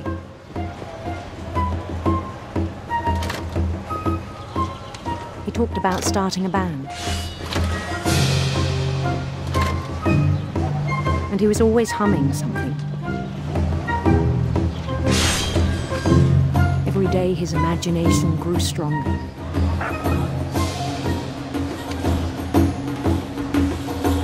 He no longer spoke at the cannery, but his chopping was as reliable as ever. Then one day it struck him that all the cheering crowds, even the stones under his feet, were all in his imagination, so he could do whatever he wished.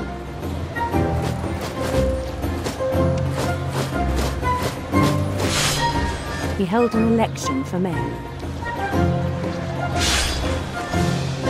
and he won. They begged him to stay, but his mind was already wandering. It became a game for him.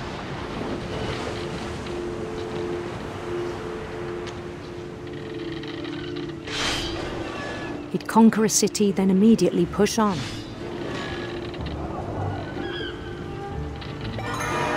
New Louisville.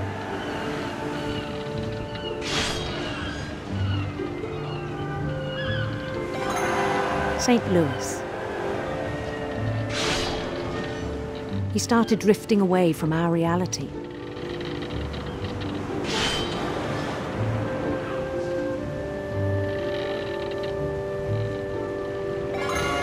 Minneapolis. Until one day he forgot to go home from the cannery.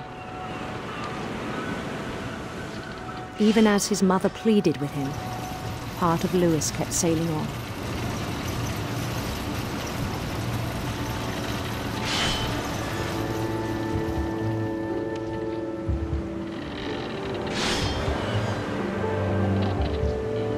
In Louisburg, he heard rumors of a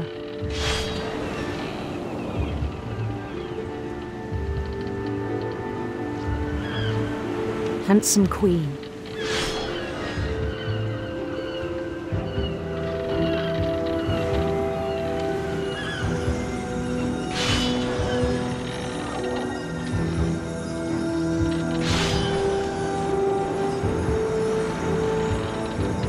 The queen was on her own quest for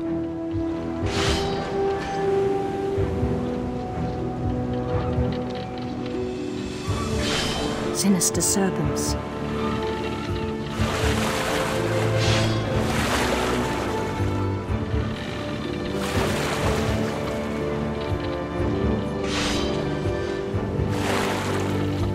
He followed the sound of her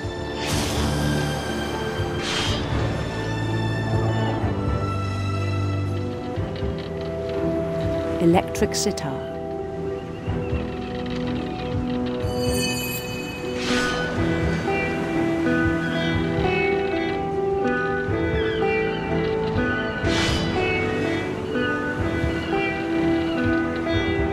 His chase led him to a golden palace east of the sun and west of the moon. Even then, his logic remained sound.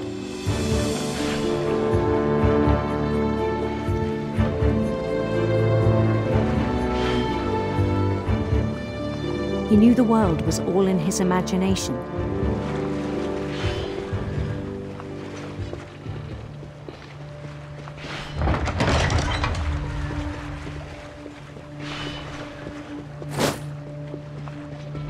But he was so proud of having created it.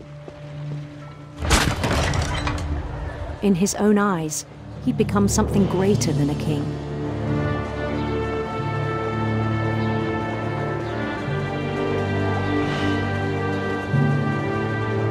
someone who'd never known success in the real world, I think it was overwhelming. And then it struck him that the real Lewis was not the one chopping salmon, but the one climbing the steps of a golden palace.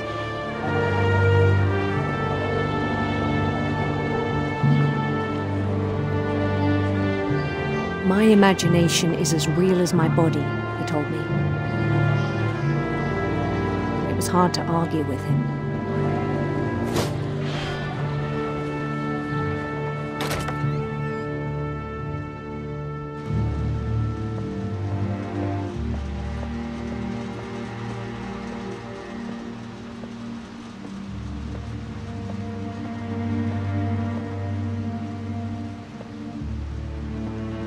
I began to forget the world we know.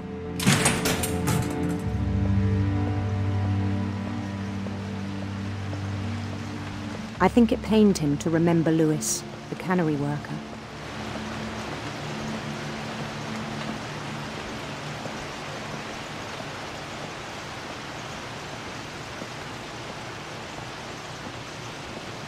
He began to despise the man with a royal contempt.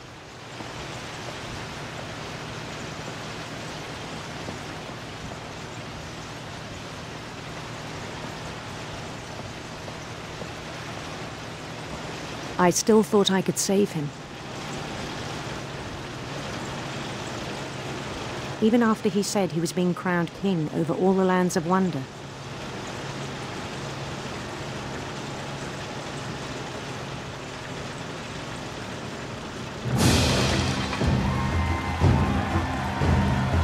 The palace would be packed with his companions.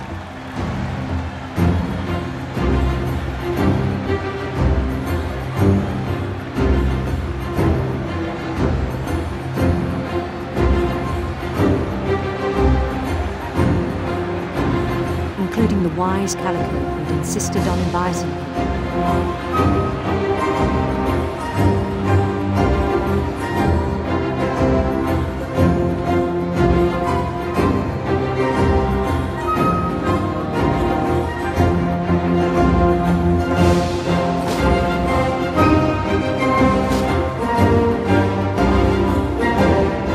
His queen waited, holding his crown.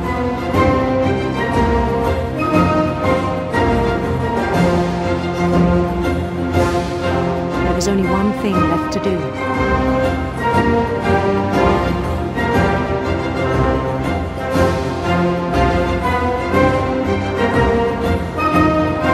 Bend down his head.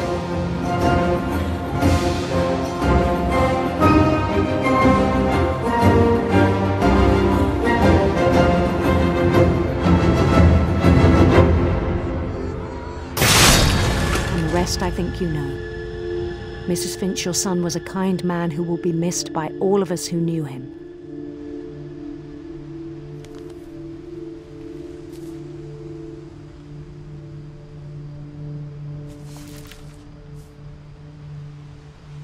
My brother was really cool. I wish you could have met him.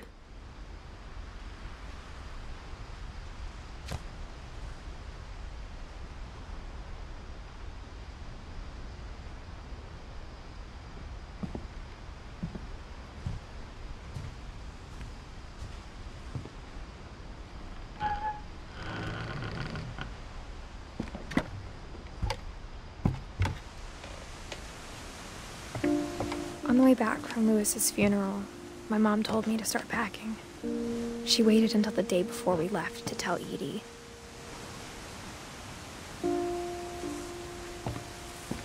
I'm not sure if she wanted to make it easier or harder.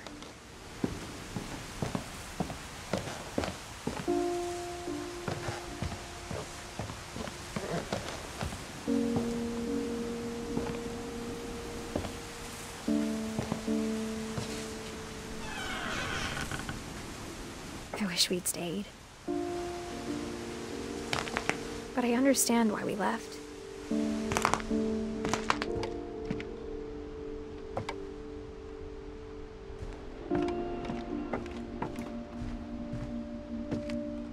My mom ended up leaving everything behind.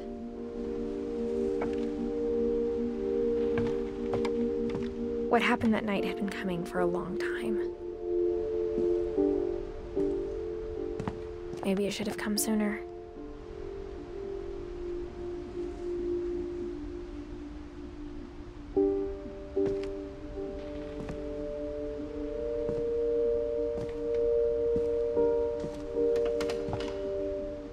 But it had to end one way or another. All that's left now was to tell you about that last night.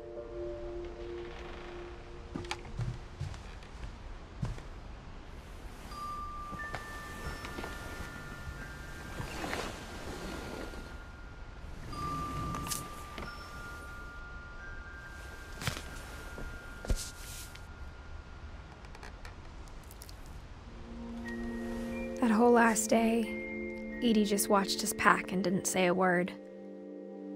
Until supper, when she raised her glass and said, "To our final night together, and all our final nights apart." Grandma, you know what I said about alcohol.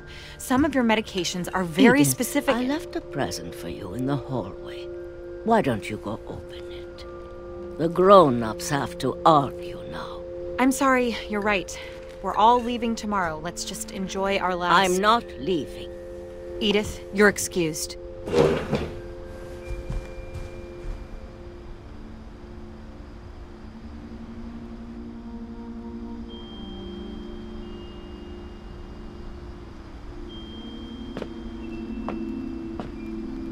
The power had been shut off that morning, but Edie always had plenty of candles. When my mom sealed the library, I don't think she knew about the other entrance. Or that Edie had a key to it.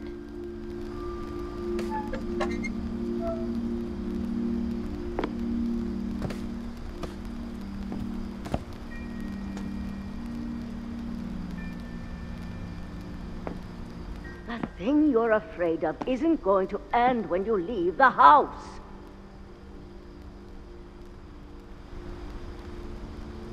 Edith has a right to know these stories.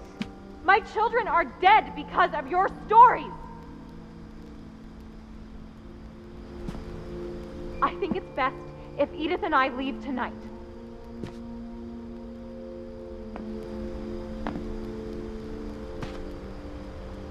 We'll have the nursing home send a van for you in the morning, okay?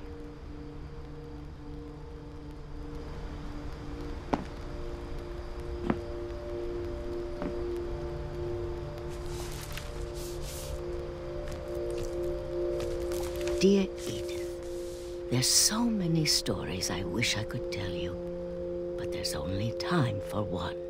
This is about what happened on the night you were born. That night, the tide went way, way out.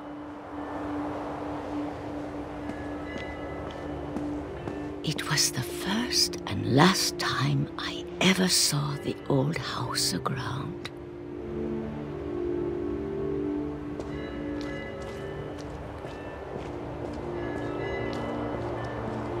There'd been an earthquake out in the middle of the ocean. They called it the lowest tide in 1,000 years. God, it smelled awful. You know, I've seen that house every day of my life.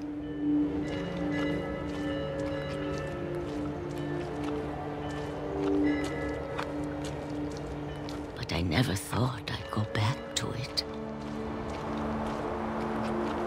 When the fog rolled in, I lost my way.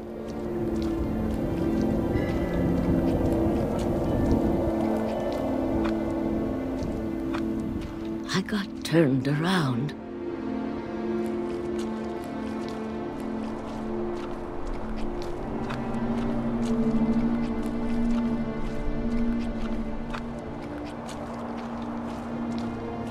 For a while, I wandered.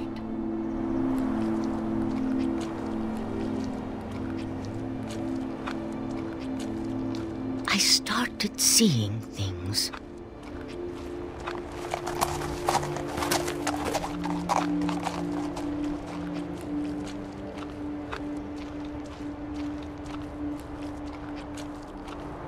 things I'd forgotten had ever existed.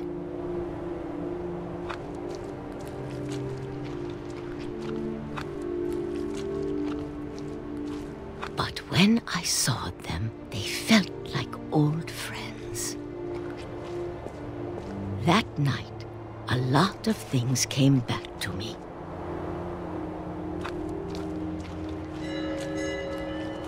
Or maybe I came back to them.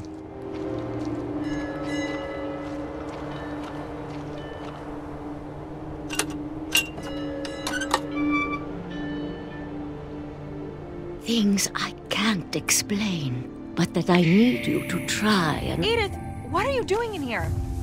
It's mine. Edith! Mom, you're gonna rip it! Let go! I kicked and screamed, but Mom dragged me to the car. I never saw Great-Grandma Edie again.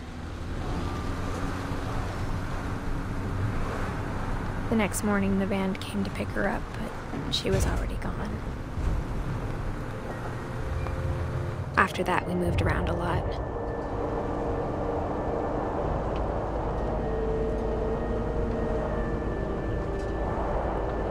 We both tried to make the best of it.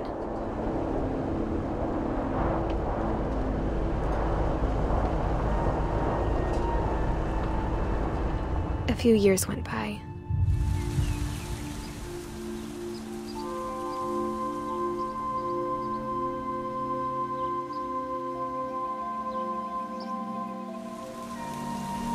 My mom didn't like to talk about it, but she started getting sick a lot. The rest happened pretty quickly.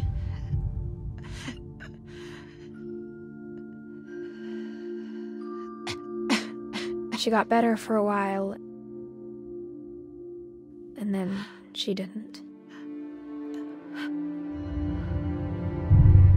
And then I was alone.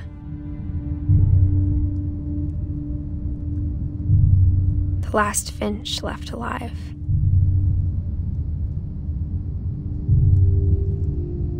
Until I found out about you.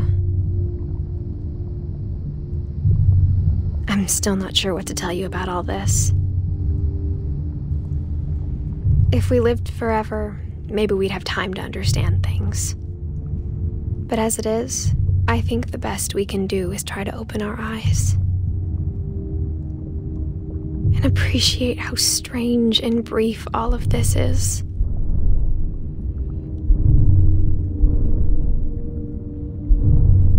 This journal was supposed to be for you.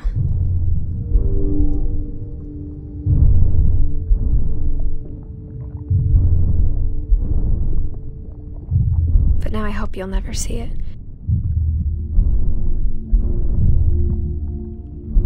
I just want to meet you. And tell you all these stories myself. But I guess if you're reading this now, things didn't work out that way.